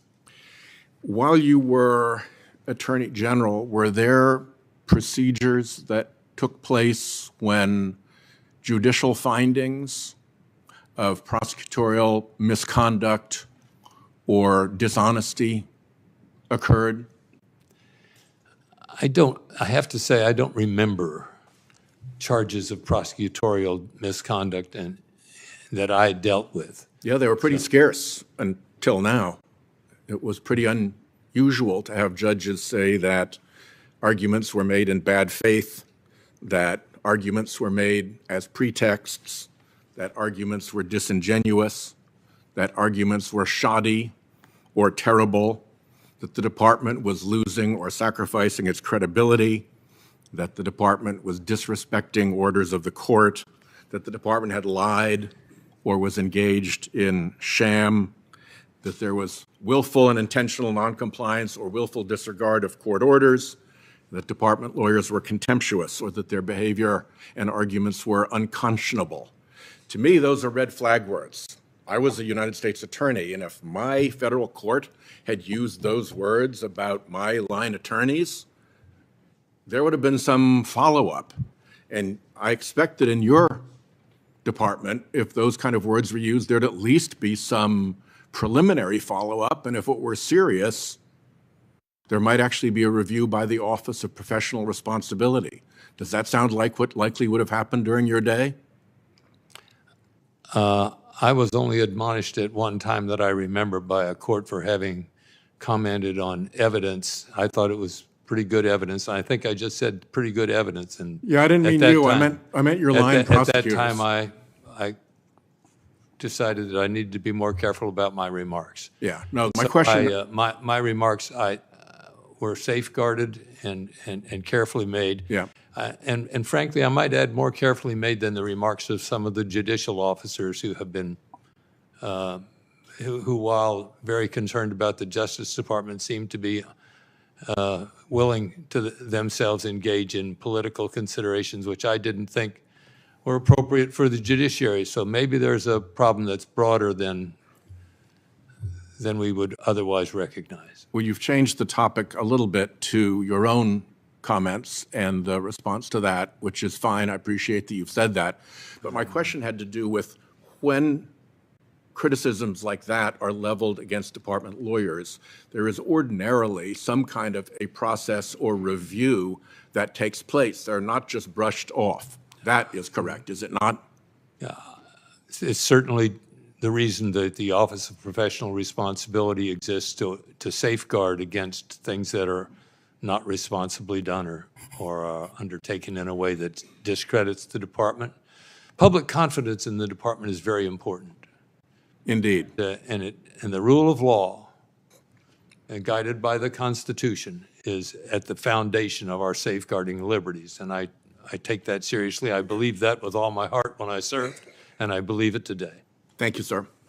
Senator Schmidt. Thank you, Mr. Chairman. First and most importantly, I want to thank all the victims who are here for your courage to come forward. This is not easy to do, to relive everything. So thank you for being here and telling your stories. Ms. Oyer, I want to turn to you. You were Biden's pardon attorney, and I want to make sure I'm clear. Your testimony here today is that you were fired because you wouldn't recommend restoring Mel Gibson's gun rights. Is that right? I was fired just hours after I declined to make that Okay. You can't think of another reason why you might have been fired. That's the only explanation that I'm aware of. The Justice Department actually put in a pleading that was submitted in my appeal of my firing the fact that the facts of my firing are not in dispute. On November, and you talked about you're concerned about public safety. On November 4th, 2024, you authored a 73-page memorandum recommending the commutation of all 40 federal death sentences. Isn't that correct? Well, as I've told to members I of know. the committee now. But don't play the game with me, because it's not. They've waived executive privilege. I have the report right here. It's dated April 24th, 2026. It's actually, your memo is quoted in here. It's public knowledge. And the idea that you would come here, you know that already. You would come here and disparage somebody else and not be willing to answer questions about how you commuted the sentences of murderers is ridiculous. I can't believe that you're here to do that. I don't have the authority to commute Do you anyone's deny sentence. it? Do you deny that you authored the memo? I'm not sure which memo you're referring to. I'm referring to the November 4th, 2024 73-page memo. Do you deny authoring it? I can't say without having It's ridiculous. I can't believe you did. You did, and everybody in America and in the world can pull it up. So it's a ridiculous. Like a Do you that also? looks like a document that has DOJ's logo on the cover. Yeah, and it quotes your letter. It quotes your letter. I don't know. You're losing credit. You should just admit it. You should just admit you authored it. Everybody knows you authored it. So I'm not going to waste any more time on your convenient little game you're playing here. You also authored and recommended the commutation of the Boston Marathon bomber, the Tree of Life synagogue murderer, and Dylan Roof. We all know this. How many pages of the 73 pages did you dedicate to victims? Because you expressed your concern over victims. How many pages were dedicated to the victims? Sir, I don't have the memo. I can tell you 3. In front of me. 3 pages. 3 pages were dedicated to the victims. So I also happen to have, I made a special access request last year under the Presidential Records Act for documents from the Biden White House on the abuse of pardons and commutations. We recently got those documents. I want to show you a couple. Here's one. It's dated December 3rd, 2024, and it's an internal memo on the commutation of the 37 death sentences that you were involved with. The memorandum states that the White House worked with reporters to, quote, ensure positive coverage. It says the White House gave advocates, the elected officials, resources and key messaging to amplify the news. You personally recommended commuting all 40 death sentence cases, an even broader action than Biden took. Again, that included Dylan Roof, the Boston Marathon bomber, the Tree of Life synagogue shooter. Did you know that the White House was using your recommendations as a PR stunt? Sir, I have no idea what document you're referring to currently. Well, let me just ask you in general, did you know that they were planning to message around your commutation? Sir, I was not an employee of the White House. Okay, I'll take that as a no. I'll take that as a no, but they used your ridiculous recommendation as a veneer of legitimacy. Document 2. I was called here to talk about Mr. Blanche's nomination. Yeah, I know that's what Attorney you thought General. you came here to talk about. But the reality is your credibility is gone. You can't come here and do the political bidding of the Biden administration. And then when you're called out on that and being fired, and thank God you're being fired. You know what I really think? I think you thought you came here and you're selling merch, by the way. Do we have the hoodies that are up for sale? You sell merch. Let's show the hoodies. I think you came here thinking that you were going to be ordained the high priestess of the resistance. That's what I think. That's why you're denying simple facts that you authored the memo commuting the sentences. Everyone knows that. And we have documents now from the White House that they use that memo as a PR stunt. And so the idea, you have no credibility to talk about Todd Blanche. You have none. You've come here, you deny basic facts, you recommended the commutation of murderers. You gave no quarter at all or any time to the victims of these brutal murders. So again, I can't believe you've been called here by the other side, but I'm glad we've had an opportunity to expose your hypocrisy. Thank you, Mr. Chairman. Senator Hirano. Thank you, Mr. Chairman. Thank all the witnesses for being here. As a continuation of the confirmation process for Mr. Blanche, we are here to determine whether or not Mr. Blanche, who continues to be President Trump's lawyer and all that that implies, should be the Attorney General of the United States of America, who is supposed to be defending the Constitution, not the President. Ms. Bensky, thank you so much for being here and for all of the other Epstein victims. Mr. Blanche was asked whether he would meet with you, and because we knew that he had refused basically to meet with the victims of the Epstein crimes. And he offered apparently yesterday, and he made some excuses about it not being appropriate for him to meet with the victims directly. Why, I do not know. Understand, yeah. But he offered up a staff person, and I understand that a staff person from his office contacted you, you and others, and offered to meet with your counsel. Is that correct? Not with you directly. I am not aware of a staffer reaching out. I can ask, but we have not heard from a staffer. No, we have not heard from a staffer in the last. Okay, let's get that clarified. Did I misunderstand that? In fact, yesterday when he said, "I have a staff person here, and we can get this done today," Yeah. That they have not contacted you. They have not contacted us, no. He also said that it would not be appropriate for him to meet directly with you. So not only is his staff have they not contacted you, as he indicated yesterday, that this could all happen yesterday, he continues to make excuses, as far as I can tell, for not meeting with you, in spite of the fact that he met for hours with Ms. Maxwell. Why is it so important? Can you tell us once again, why is it so important for you and the other victims of Epstein's crimes to meet with Mr. Blanche personally? Thank you for the question. I think that if a victim comes and reports a crime in the FBI, what is the first thing that they do? They follow up. Like Law & Order SVU taught me that when I was 15 years old. The DOJ has never followed up in 30 years with any of us. There is a lot in the files right now that you should be investigating and looking into. And to my knowledge, I mean, they can answer this too, but we have never been approached by anybody on the prosecutorial side of things. So I do think like sitting down, telling our stories and explaining like the people that were in the room, right? We were witnesses of crimes. We had crimes committed to us directly. We do have a lot of information, and you would think that somebody would take that lead that's already in, like we already went to the FBI because that we wouldn't have 302s if we hadn't have gone to the FBI. It's already there, right?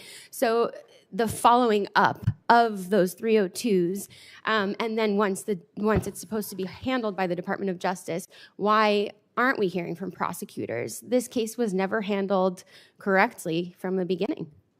And he also made some excuses as to why personal information was not redacted in exposing many of you, including you.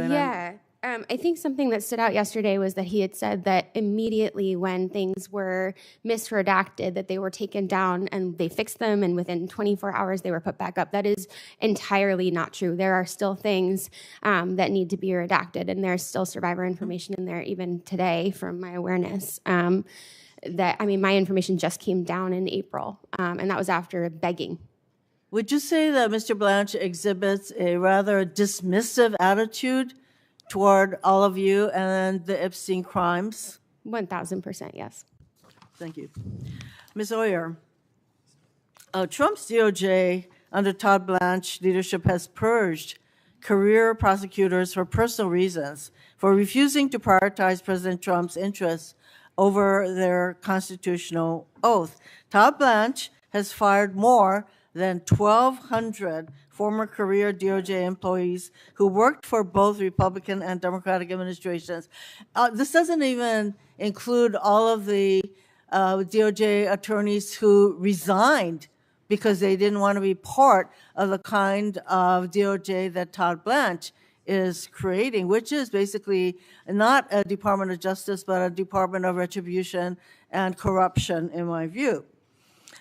Ms. Oyer, what risks does this pose to our country for the kind of DOJ that Todd Blanche is running? Senator, one of DOJ's greatest strengths historically has been its non-political career workforce of experts, people who are experts in their subject matter. That is crucial to keeping all of us safe. We need people who have specialization in things like national security, prosecuting child exploitation, all manner of sophisticated crimes involving cryptocurrency. Mr. Blanche has decimated the expertise of the career workforce. The Justice Department has lost over a quarter of its attorneys under his leadership and has not been able to replace them, certainly not with experienced, knowledgeable, non-political people. I think the DOJ is very much losing its credibility. And as Mr. Ashcroft mentioned, the credibility and trust in DOJ is very important. The rule of law is very important. We have a president who does not believe the rule of law applies to him, and his attorney, Mr. Blanche, is helping the president, proceed with his basically anti-rule of law agenda. I thank everyone for testifying today. Thank you. Senator Booker. I just want to start off by saying, Ms. Oyer, I hold you in the highest esteem and respect, especially what you're doing now as a private citizen. You use a platform to educate people about the law. It is technical, but yet accessible. And the badgering you just endured, it should be completely unacceptable. You were asked to comment on things you didn't have before you. The treatment here, to me, is just outrageous, and I apologize on behalf of the United States Senate. This idea that as a private citizen you can't sell things is insulting to me when we have Kash Patel, our sitting FBI director, selling merch on his site, when you have a president of the United States hawking the Bible, and yet you as a private citizen who has a platform to inform people about the law, how dare we make such an accusation when the mockery of justice, the exploitation and the grifting off of their offices has never received criticism from that side of the aisle.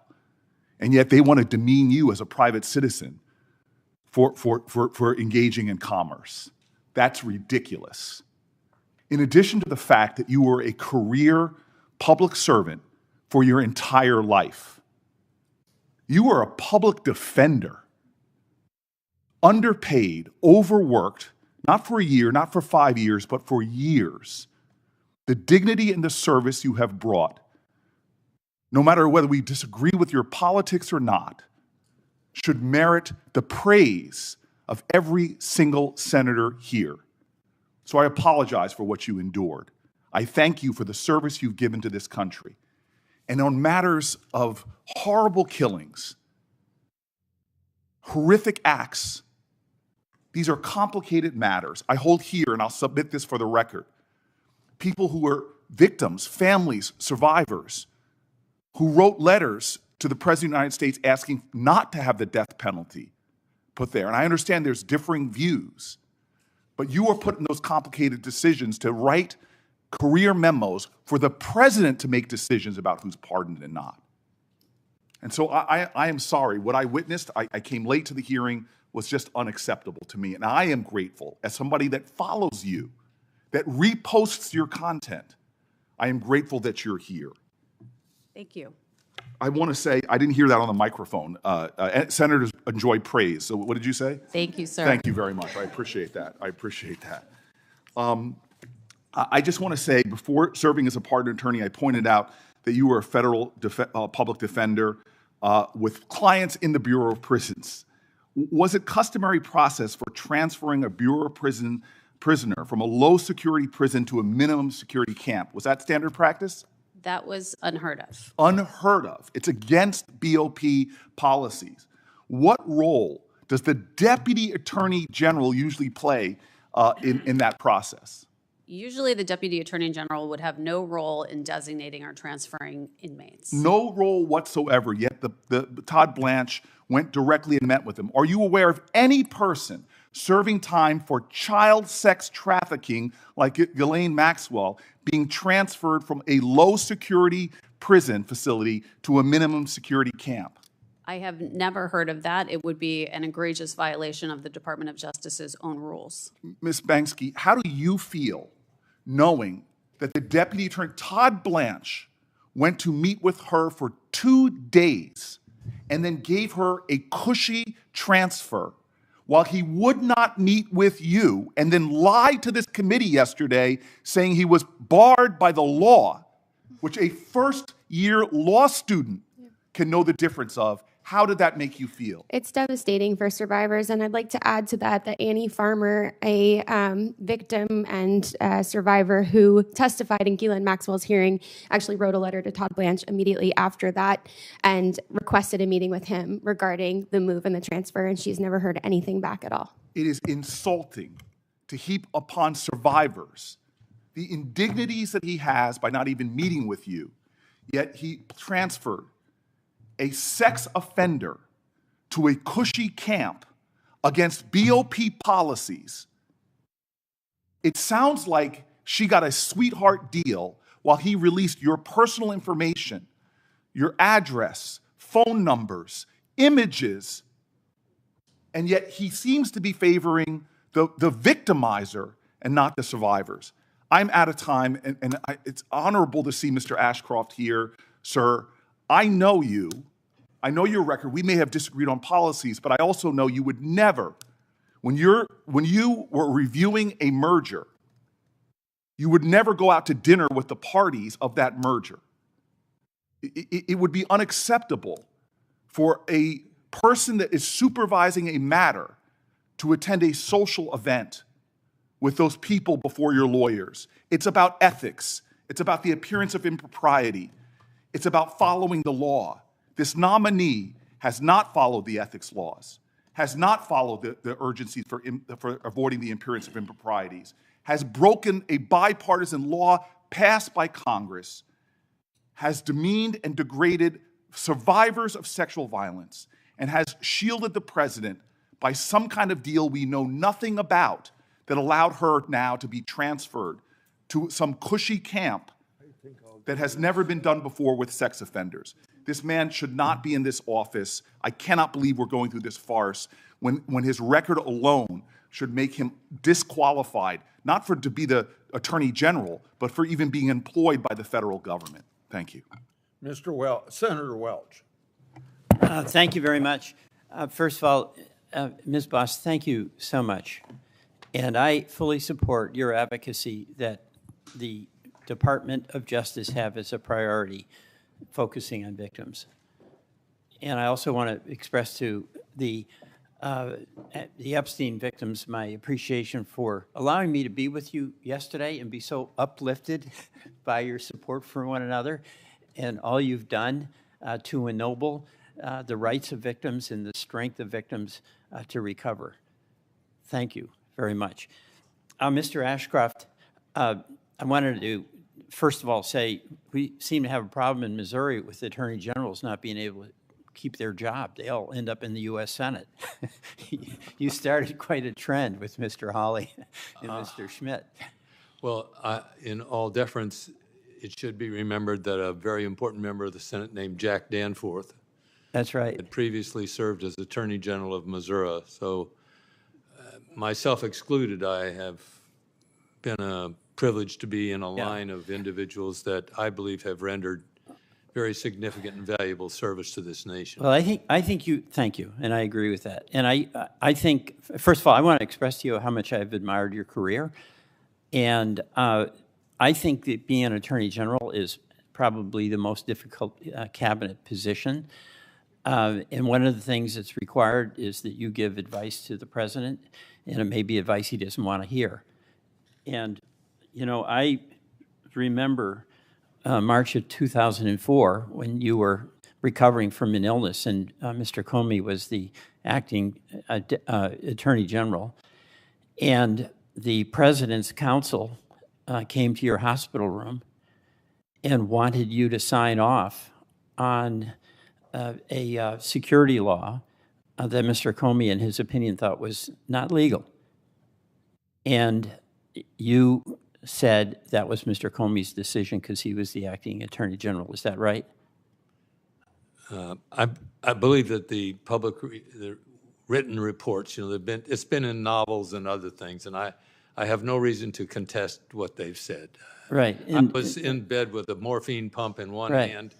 I was in what you call, what do they call this? Intensive care.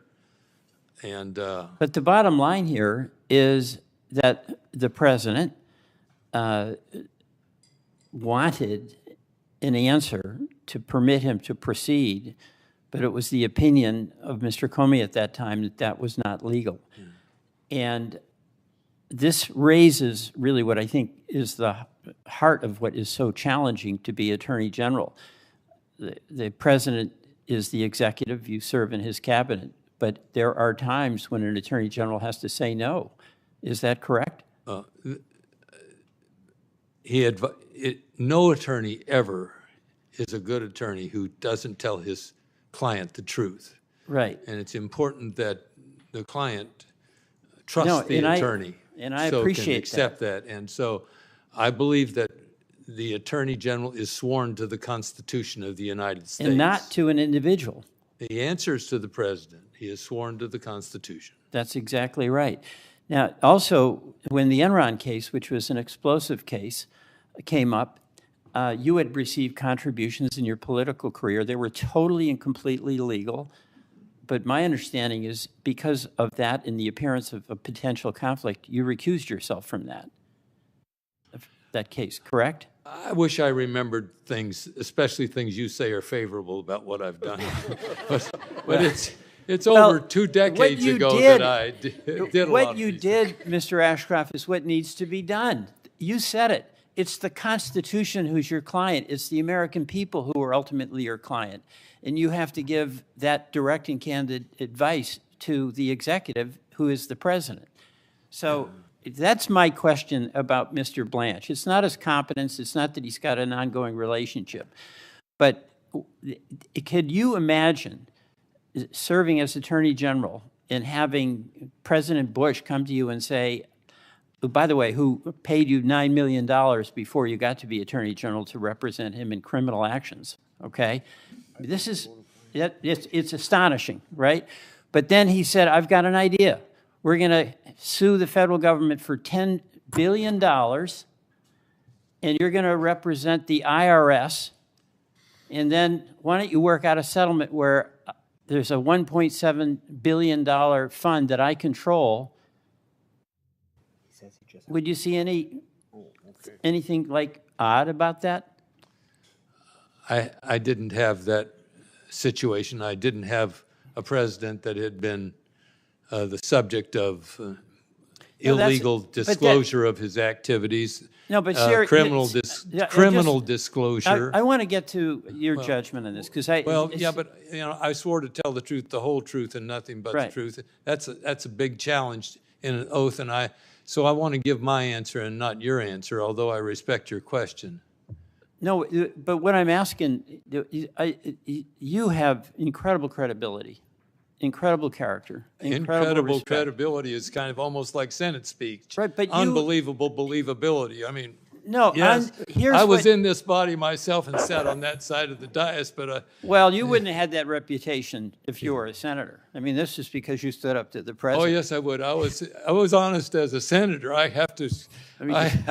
I confess my faults from both eras, both my legislative I'm just going to finish. Thank you for your indulgence. But number one, when you saw that there was the appearance of a conflict, you did not continue representing the government in the Enron case.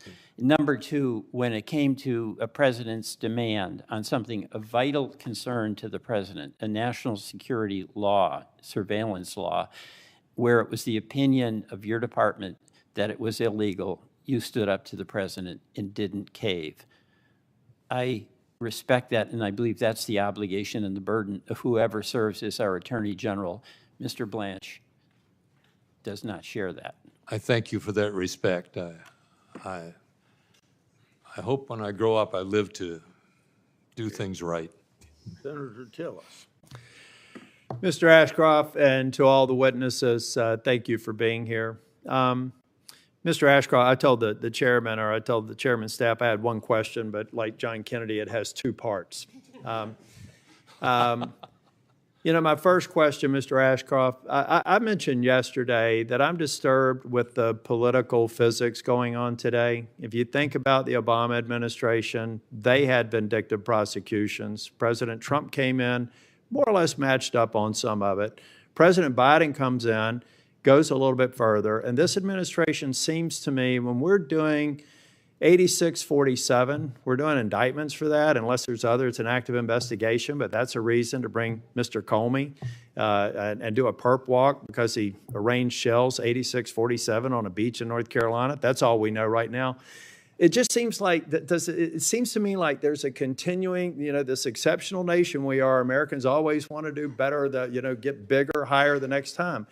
Am I wrong, or am I perceiving a continued escalation of prosecutions, that some of which really, because of the way that they're being adjudicated, they're not being successful? It just seems to me that we're like shooting, shoot, ready, aim on some prosecutions. And I'm not only talking about the current Trump administration. I'm going back to the Obama era. Do you agree with me that there seems to be a trend that each administration, we seem to be upping it of late? I'm not sure I could quantify any disenchantment. Okay, that's okay. I believe that's fine. I believe I think partisanship. Yeah. And no, that's okay, Mr. Ashcroft, because I'm going to live up to my promise to yield back some time. My point is, I'm a management consultant. I'm not an attorney. I'm not a prosecutor. I'm not a law enforcement officer. But I deal with facts and empirical data pretty well. I guarantee you, I can give you a list of cases and a list of investigations, a list of vindictive audits. And every year, it's like from 2008 to 2012 to 2016 to 2020 and 2024, one party is going to have to actually be an adult in the room and stop it. And our members here need to stop having situational ethics where they're only opposed to it when the other party's in power. But that was not my question. Yesterday, before the hearing, and Mr. Blanche, I have a positive predisposition to, just so that everybody knows. I have not made a final decision. But Mr. Blanche said very quickly yesterday that he would meet with the victims, the Epstein victims, today, if it could be arranged. Well, right now, the markup, if you all don't know procedure here, after this hearing is done today, next week we'll hold it over. The earliest possible markup would be 2 weeks from now.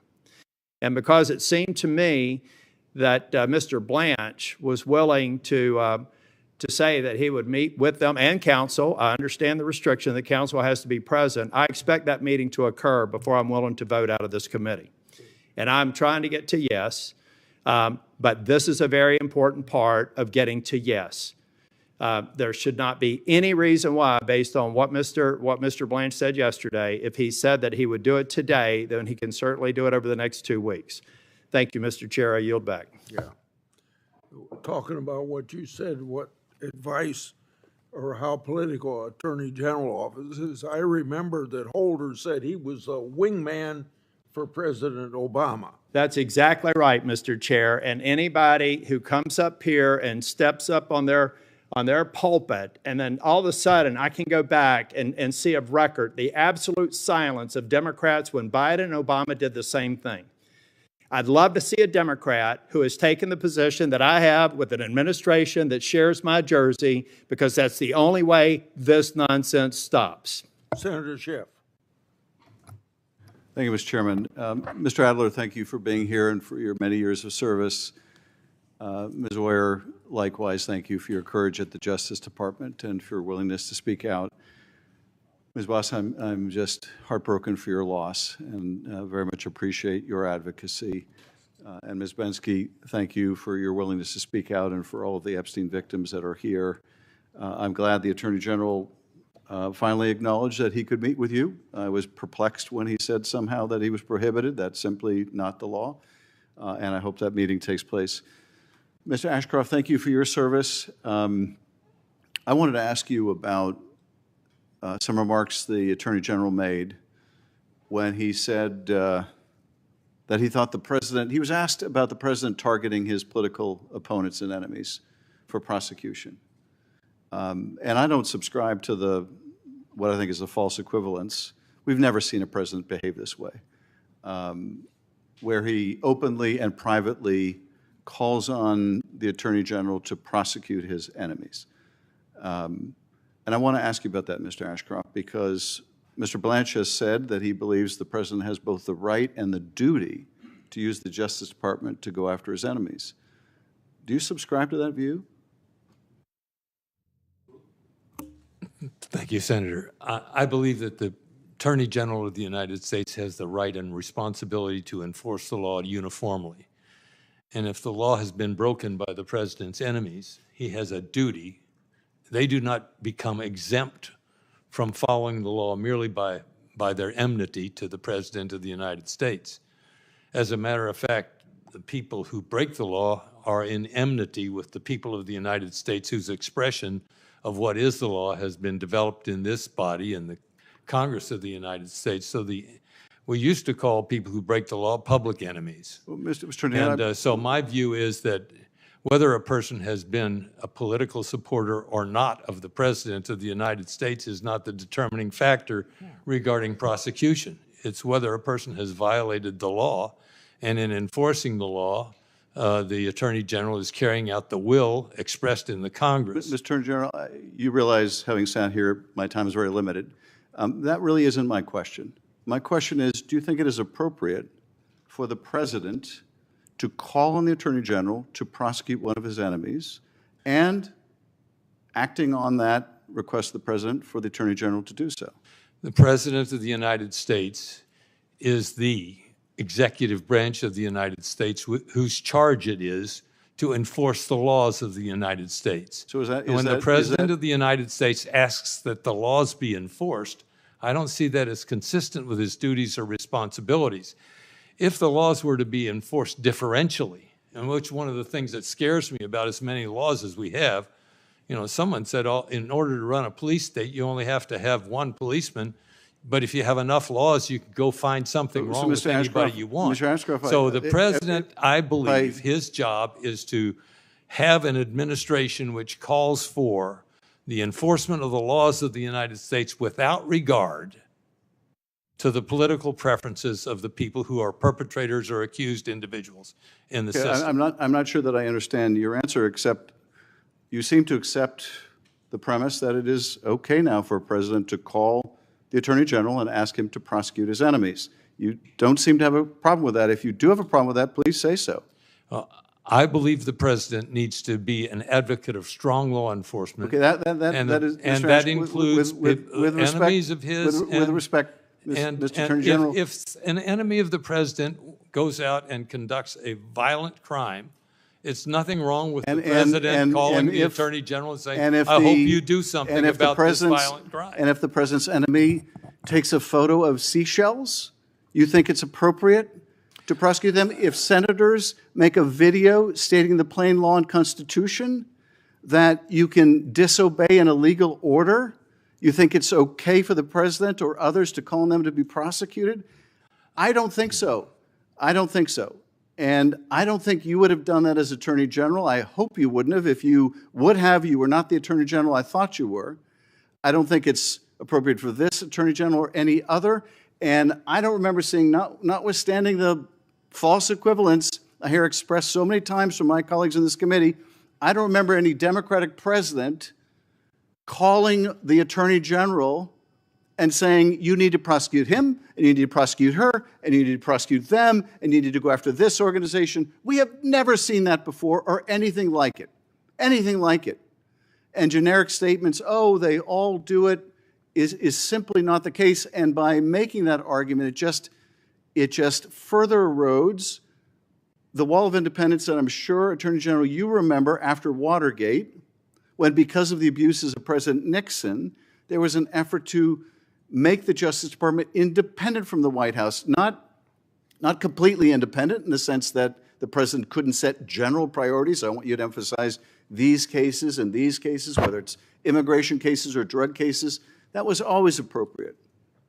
But what has never been appropriate, and particularly so after Watergate, was for the Attorney General of the United States to break that wall and call on his Attorney General to prosecute his enemies And I would say even without any basis to do so.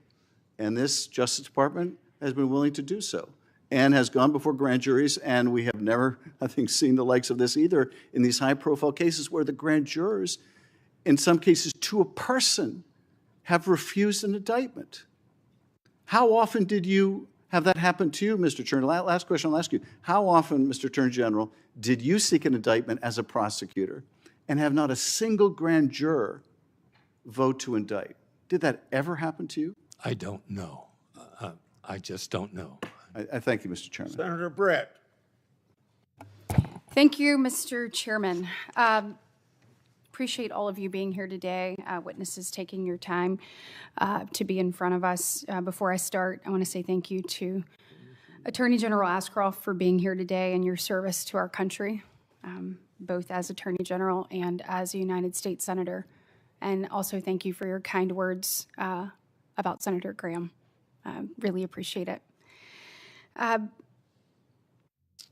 Mrs. Boss, thank you for sharing your story, reliving the worst day in your life, being willing to tell your story so that people hear it. Really appreciate it, and I'm so sorry for your loss. We're going to talk a little bit in a second about people needing to meet with survivors, which I completely agree with, and victims. Let me ask you a question.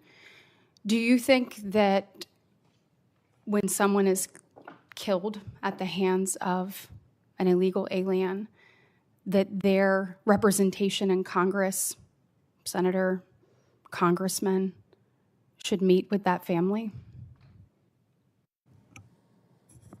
Absolutely. Of course. It's my understanding that there are many angel families that cannot get meetings with their senators. Have you heard that? Absolutely. It happens all the time. As a matter of fact, the lovely and kind words from Senator Durbin, I am his constituent. This is the first time I've ever spoken with him. I haven't spoken with him. He spoke to me. Well, I hope, and I'm sure that, I heard actually the ranking member yesterday talk about the need for the Attorney General to meet with victims, which I support. Mm-hmm. And I certainly am hopeful that he will, and others, will meet with you. Yes. So, Sheridan Gorman and other names need to be said.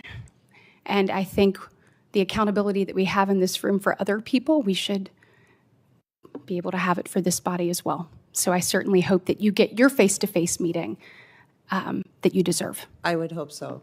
We've had several laws introduced, legislation introduced in this last session that have been completely ignored.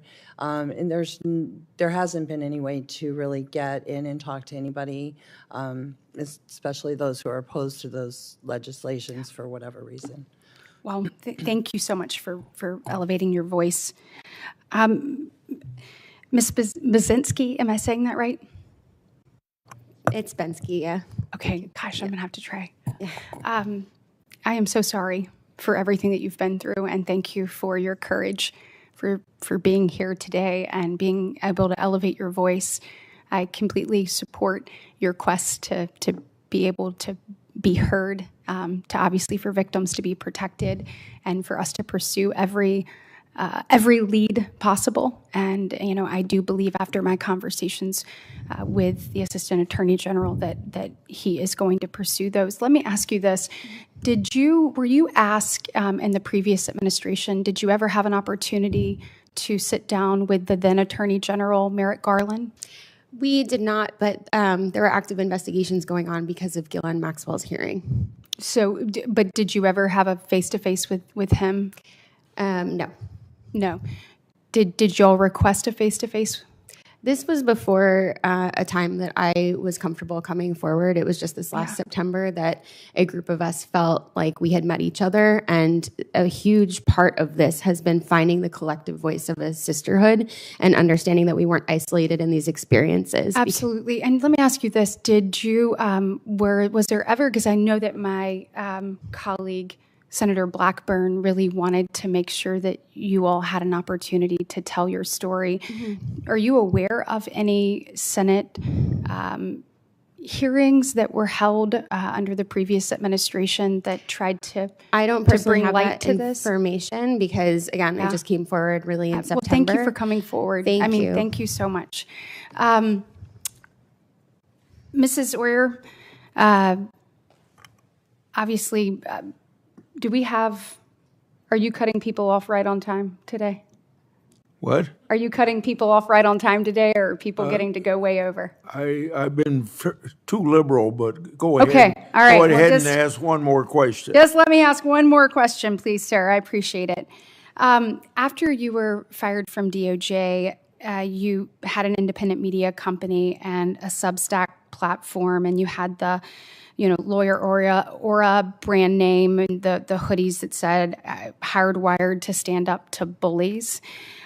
I'm wondering, it's my understanding that as a pardon attorney during the Biden administration, you recommended actual commutations for Daniel Troyer and Ricardo Sanchez Jr., who were sentenced to death in 2009 after executing a family of 4 on the side of a highway. Is that true?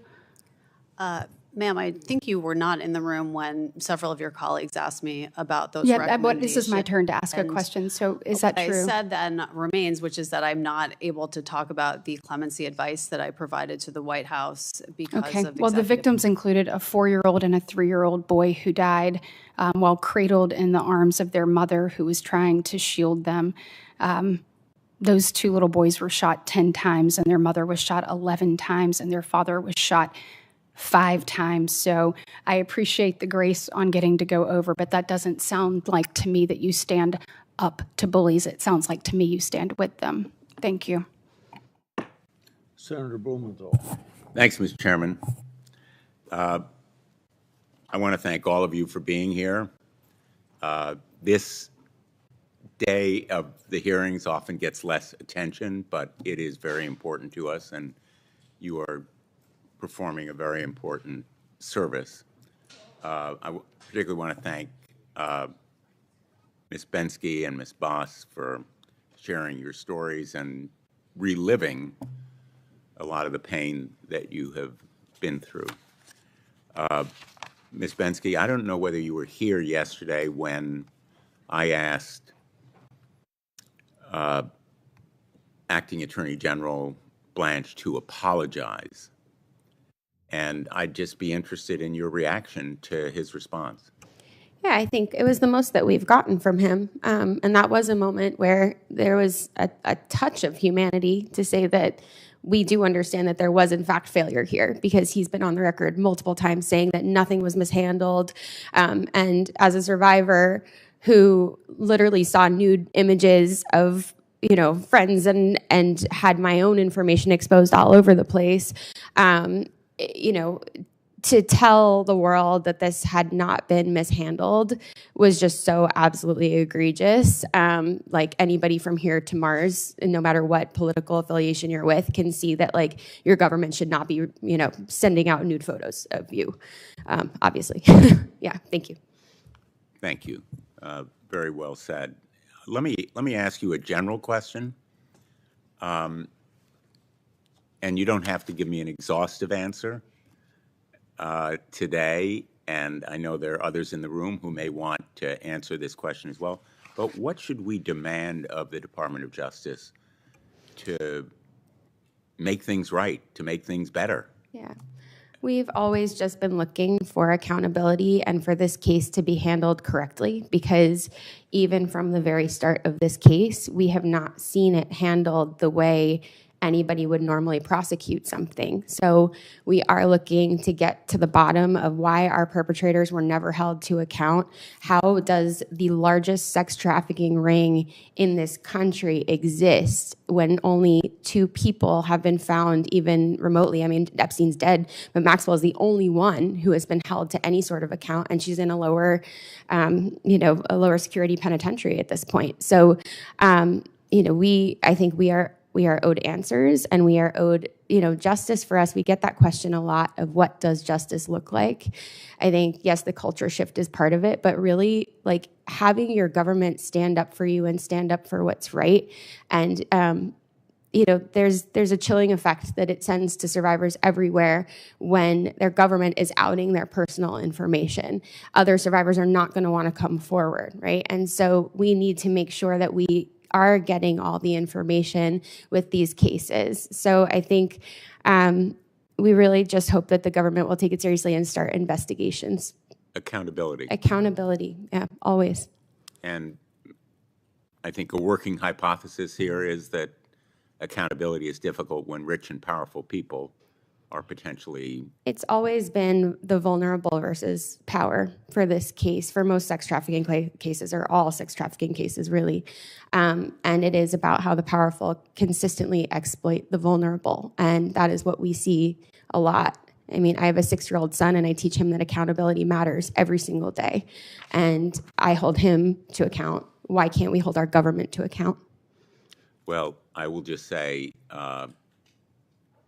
your voice and face has been a very powerful antidote to the wealth and power that may be brought to bear here, and I hope that this forum will encourage you and others to come forward as you've done so courageously. Thank you so much. Yeah, I do also want to mention that Virginia Giuffre has been monumental in all of this, and I think it would be unfair to not name her because her deposition holds the key to quite a few things. So if you started her deposition, you can start really investigating. Thank you. Ms. Oyer, I want to ask you about the pardon that I mentioned yesterday. I asked Todd Blanche about it. David Gentili, sentenced to 7 years for a multi-million-dollar fraud scheme that involved a 7-year sentence. He served 12 days of it before he was pardoned. He boasted to his fellow inmates that he was going to pay $2.5 million to someone to get him out. Father Frank Mann told one of his parishioners that he had talked to President Trump to get David Gentili out of prison. These are facts that have been publicly reported. The investigation into the potential impropriety of this pardon was shut down, allegedly, by high officials in the Department of Justice, talking to the U.S. Attorney in the Southern District of New York, Joe Nocella. I know you're not familiar with the facts. I'm not going to ask you whether you believe that that reporting is true. Mr. Blanche never denied it. He basically said, well, it was a leak. Sometimes leaks actually involve truthful information. But the point that I think is lost here is that that pardon involved $16 million in forfeiture to innocent victims, many of them retirees who were depending on that money to survive. And he will no longer be required to do restitution. So his ill-gotten gains, some of which he may have used to pay for his clemency, so to speak, are not going to go back to the people who were cheated, his victim, as a result of that pardon and clemency. So I guess my question to you with this introduction is essentially, are victims and survivors often re-victimized by pardons that are unjust or unfair to them? And shouldn't we have them given a voice and recognize the Constitution gives the president unlimited authority? And it's one of those powers that's unchecked, rarely. But isn't there a need to give the victims a voice in this process? Yes, Senator. The millions of dollars that Mr. Gentile stole from his investors, unfortunately, are a drop in the bucket of the restitution that victims have been deprived of as a result of President Trump's pardons. He has forgiven over $1 billion in restitution that is owed to victims of fraud, as well as money that is owed to taxpayers by people who committed white-collar crimes and who have served, in many cases, none of their sentence and repaid none of their money. That is not consistent with the regulations that the Justice Department has in place for evaluating applications for pardons. The Justice Department historically has looked to see that people have repaid their debts before recommending clemency, but this president is using clemency in a strategic, transactional way to forgive huge amounts of debts owed to taxpayers and crime victims. Senator Durbin. Mr. Chairman, in closing here, I would like to make a couple points. Please do. First, I understand that the senator from Alabama mentioned my name while I had stepped out. Ms. Boss, anxious to meet with you. I hope we can do it soon, maybe even right after this, because I know it was a hardship for you to make this journey here to testify from Illinois, and I don't want you to have to wait to see me. I want to meet with you now, and we can talk as soon as this meeting adjourns, if it's okay with you. If it fits in your schedule. Let me say a word about Ms. Oyer. I'm glad that the senator from New Jersey said what he did about you. I believe the fact of the matter is that most of the things that were brought up today in this hearing about your activity related to a decision by the Biden administration as they were leaving office to turn death penalty convictions into life imprisonment instead. Is that correct? That's right, sir. That reflects, I'll say this, you don't have to comment on this. I believe that reflects President Joe Biden's opposition to the death penalty. I share that opposition. There are people in the audience who agree with me and some who vehemently disagree with me. But America is divided on this issue.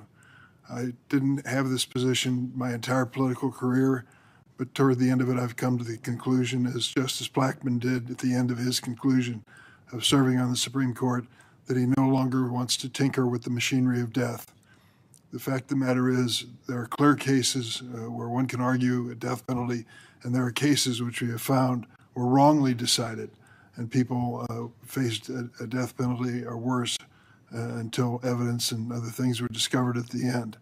That is my position. That was Joe Biden's position. That's why the cases which were brought up today are so serious. And I believe that you were doing your job as a pardon attorney to advise him as to his decision. But is it not true that the final decision on the disposition of these inmates was the decision of the President of the United States?